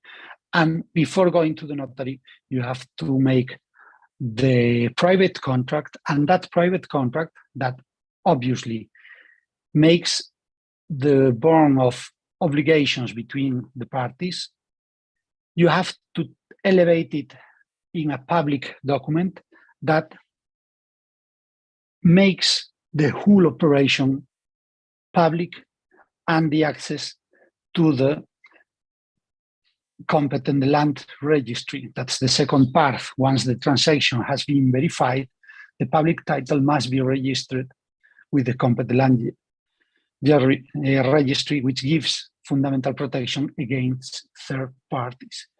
And besides, if you need some kind of public or private financial to develop the operation, for that kind of operation, it's mandatory to take the property registered in the land registry. If not, you cannot take that operation to a good term. Okay, now I am an owner, I have my property for private use as an investing to develop several businesses in Spain. Now what? As I said before, although the law recognizes a very broad property right, the Spanish Constitution makes property subject to its social function, which allows for both public and private limitations on the intended use of the property. I told before about tourist accommodations with these 2 levels of regulation. also well local and well in the supra-local level, the Comunidad Autónoma. But it's a great opportunity to take some rental incomes also in short or long term, also in terrace accommodations. You need to know the regulation about management and maintenance, the possibilities of the residency options. What about the time sharing? Very known maybe 20 years ago, now less known because of the problems, but essentially in the Mediterranean area, you can find several projects of investing, of time sharing, where you buy the right of use for a week or a month in a year in some kind of multi-property that you can achieve. Also, the possibility to golden visa, but as you know, this regulation has been restricted in the latest years because several problems of the participation of that kind of access to the Spanish visa. So actually, it's maybe not a great opportunity as it was in the recent past. And you have to consider as well the exit strategies. What happens if I finish my process and I want to leave my investing in Spain? So that's the possibility where professionals can be helpful to policy investors in Spain. Thank you very much for the attention, and I hope to help you to have this close kiss about the Spanish market. Thank you very much.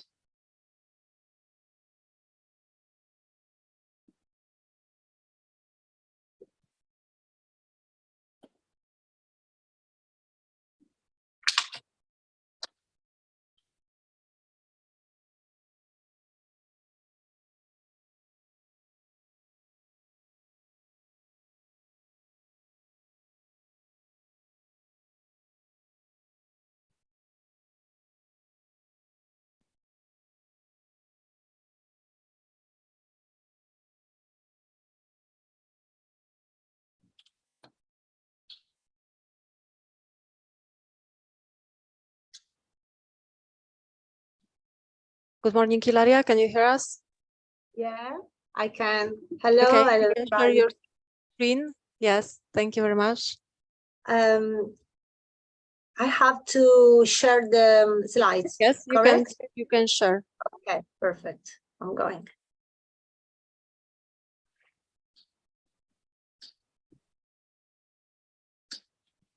Okay. Can you see it? See? Well, thank you very much. I'm very honored to be here today to speak to our friends from Poland, and I have to... Hilaria. Perdona, Jesús. Okay. Perdona, tenía, he had his micro opened. Well, I was saying that I have to thank you a lot to my good friend and colleague Jesús Orosa, porque he made my job very, very easy. He taught everything, and it's very important to go a little bit deep in this kind of term, because of course, if we are here, is because we are interested in having bilateral business in our two countries. Who am I, first of all? Well, I'm Ilaria Salonna, as you can read below, and I'm Italian. So I moved in Spain 2 years ago, and I'm delegated from Federitaly, that is a big, as I think already was said, there is a big association, company association in Italy, who has 24 delegations all over the world. In Poland, my colleague and good friend Malgorzata, I call her normally in Italian, so I have to remind the name. Malgorzata Skawinska. There is a very good friend, and I thank her as well to inviting me here. Well, let's go to the point. Welcome to everybody. Someone asked me to say hello as well in Spanish, because there are people in our audition who are, of course, from Spain. Bienvenidos a todos y gracias por estar aquí. Espero que os vaya a gustar esta presentación. Well, let's start. We choose this kind of title, Unlocking Opportunities, because sometimes we look at the things to the dark side of the matter. In reality, I think that the two countries developed in the past, can develop in the future, very, very good relationship and very, very good business. So welcome and thank you for joining. And let's go to deep a little bit this theme.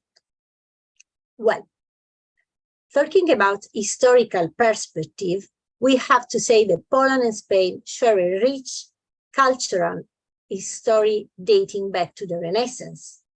The relationship was further strengthened by diplomatic ties during the Enlightenment era, which saw many Polish students travel to Spain to study. This means that the two cultures be a little bit matching.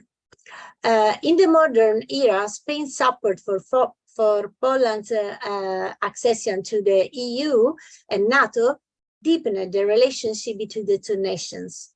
I live in Valencia, and in the Valencian community, as Jesus Orosa just told to you, that Spain is divided in different autonomies. Well, I live in Valencia, and what I see is that in the latest years, many people from Spain is going to study to Poland, and many companies have lots of business, little business with Poland. For this reason, we can work to develop this level of business relationship.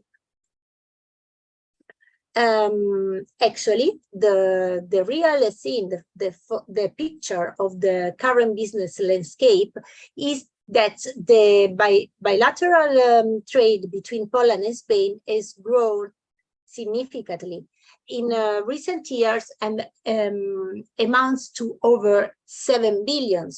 As Jesus was saying before, Jesus Orosa was saying before, the average in the 2017 went to 8 billion, so more than this.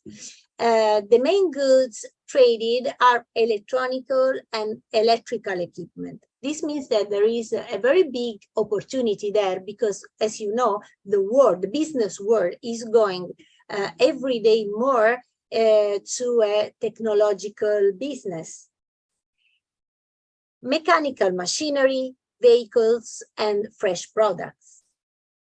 The two, as we have fresh products, is very important, because as we have different climates, different temperatures, we can exchange products that we can't produce in our countries.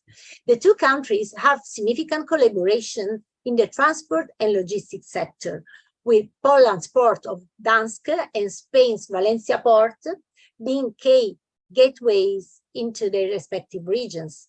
As I said, I live in Valencia. I can testify that I see lots of, for example, trucks coming from Poland, and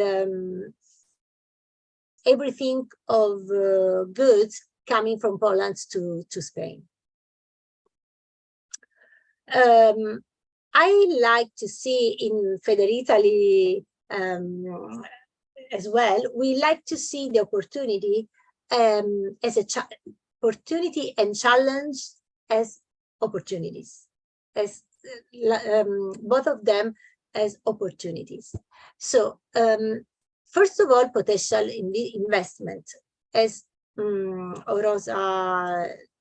Jesus Oroza was saying before me, Poland is among the fastest growing economies in the EU, while Spain is one of the top FDI recipients globally. The two countries present numerous opportunities for investment and joint ventures in sectors such as renewable energy, e-commerce, and research and development. We will speak about this kind of business a little bit more deeply in a minute. We can't forget that we have cultural differences. This is something that in my job, for example, in my personal job, is very important because I am managing consultant in English, managing consultant for small and medium companies. That means that we work a lot with the cultural growth of the companies within the company, and moreover with the with an international market. So as with any cross-border relationship, we have to think that there may be cultural difference that pose challenges. Spanish and Polish business partners need to take time to understand each other's communication style.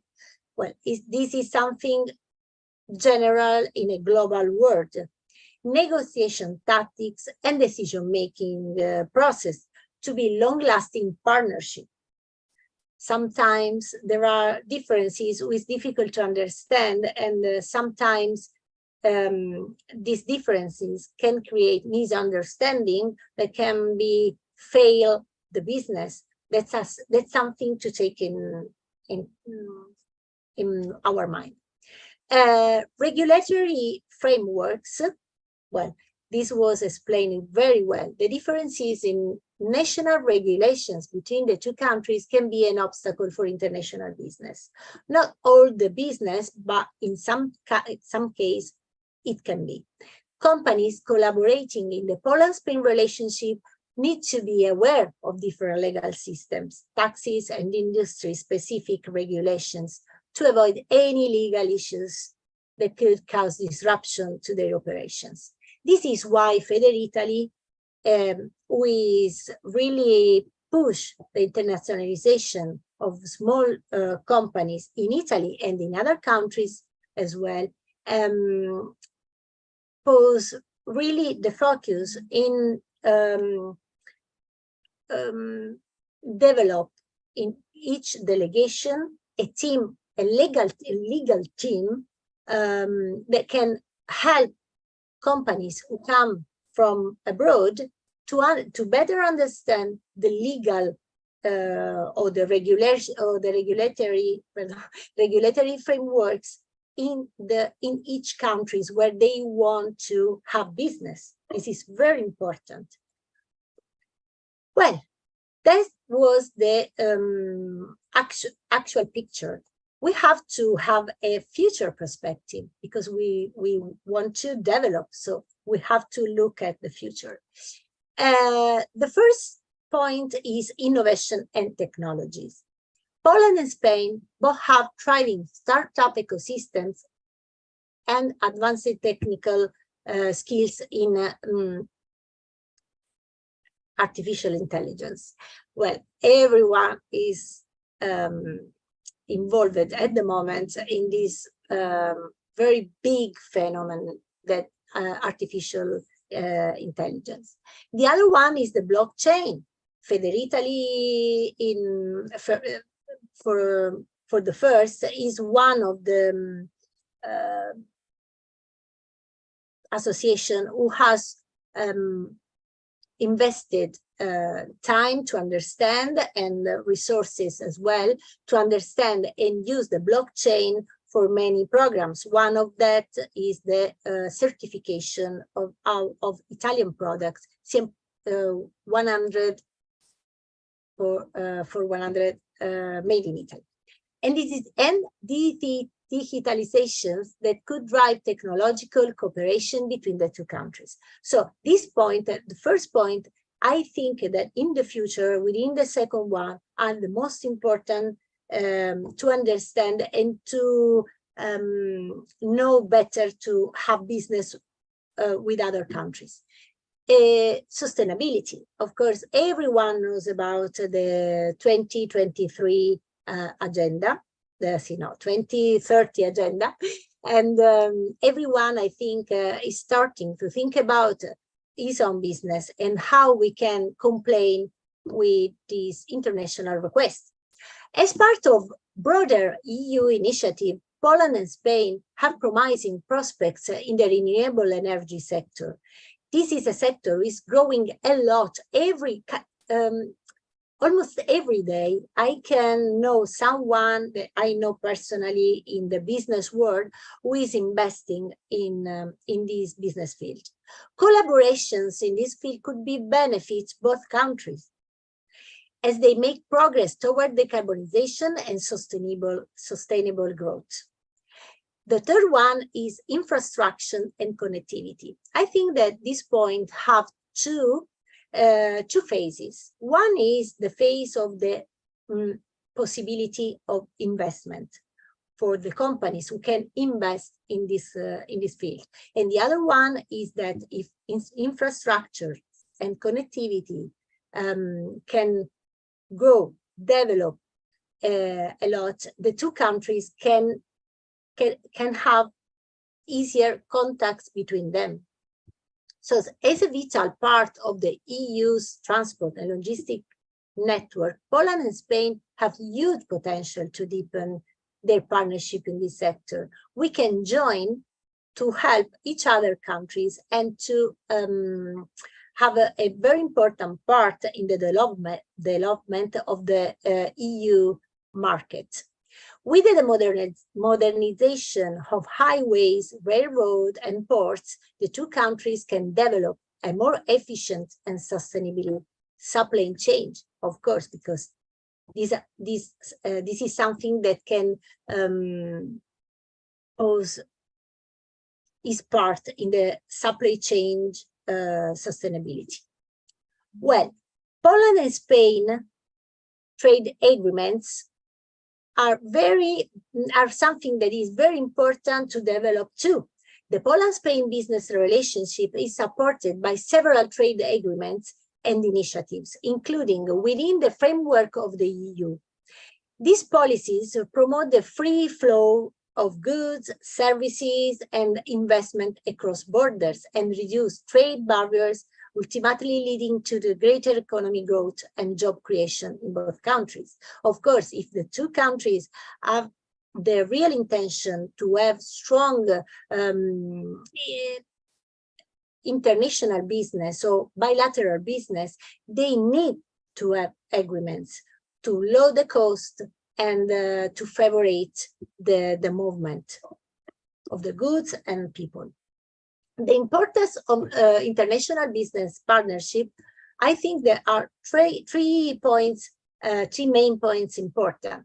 The broadness of opportunities. International business partnership offer a valuable opportunity for companies, even the small companies in a global world. Even the small companies can take advantage of growth of opportunities of international business to expand their operations, diversify their portfolio, and access new markets. Knowledge exchange that is very important in the growth of people and companies. Cross-border collaborations foster the exchange of ideas, skills, and knowledge, which are vital for innovation and growth, general growth. Third point is a cultural enrichment. As we were saying before, the thing that many Polish students came to Spain to study, and many Spanish students go to Poland to study. That means that in our future companies, we will have managers, people who knows different cultures, who can be the first to push a bilateral relationship. That is very important, and this is why it's very important to involve in this process as the university world as well. Business partnership across borders offers opportunity for cultural exchange and mutual understanding, enriching people's lives and deepening ties between nations. I hope I was quite fast, and my conclusion is that Poland-Spain business relationship presents a wealth of opportunity for mutual growth, expansion, and development. As we have seen, the deep cultural and diplomatic ties between the two countries have laid an excellent foundation for further collaboration in multiple sectors, including trade, investment, logistics, and innovation. This is why I think that events like this one where we are today are very important to put efforts in this develop and in our mutual growth together. Well, I thought to leave a little bit space for everyone if someone want to ask a question, or I don't know, to ask me something. And if not, well, thank you. And if not, I want to thank you again, Malgorzata Skarinska, and tell to everyone that we are two of the most important delegations in Federal World, and of course, for this kind of exchange, we are always available to give information, to exchange thoughts and initiatives as well. Thank you to everyone to listen to me. I ask forgive to my English that speaking everyday Spanish for an Italian. It's very difficult now to switch to another language. So thank you very much, and I hope it was useful for you. Thank you. Thank you very much as well. It was a very interesting input. We will also share the presentation with all the participants. Szanowni Państwo, na tym zakończyliśmy część prezentacyjną. Bardzo serdecznie dziękuję Państwu, przede wszystkim Państwu przedsiębiorcom za to, że jesteście z nami. Przechodzimy teraz płynnie do części networkingowej przy czymś do picia i do jedzenia. Mam nadzieję, że to będzie świetna okazja, żeby wymienić się kontaktami i potem kontynuować rozpoczęte dzisiaj rozmowy. My wszystkie prezentacje, które dzisiaj Państwo mieliście okazję zobaczyć, prześlemy Państwu w poniedziałek jako follow-up dzisiejszego spotkania. Dwa jeszcze ogłoszenia organizacyjne. Jeśli jeszcze Państwo tego nie zrobiliście, to tu jest taki QR kod. Bardzo proszę go zeskanować, polubić profil LinkedIn Doing Business with Rzeszów, bo to jest nasza podstawowa forma informowania Was o tym, co się dzieje w kwestii networkingu.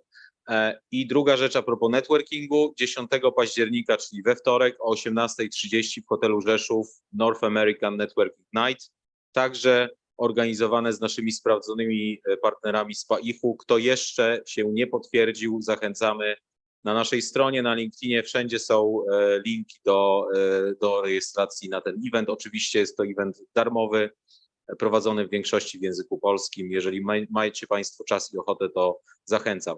Jeszcze raz bardzo serdecznie dziękuję Państwu, dziękuję całemu zespołowi współpracy gospodarczej i naszej obsłudze technicznej za przeprowadzenie dzisiejszej konferencji. Przechodzimy do sali obok, żeby zacząć networking.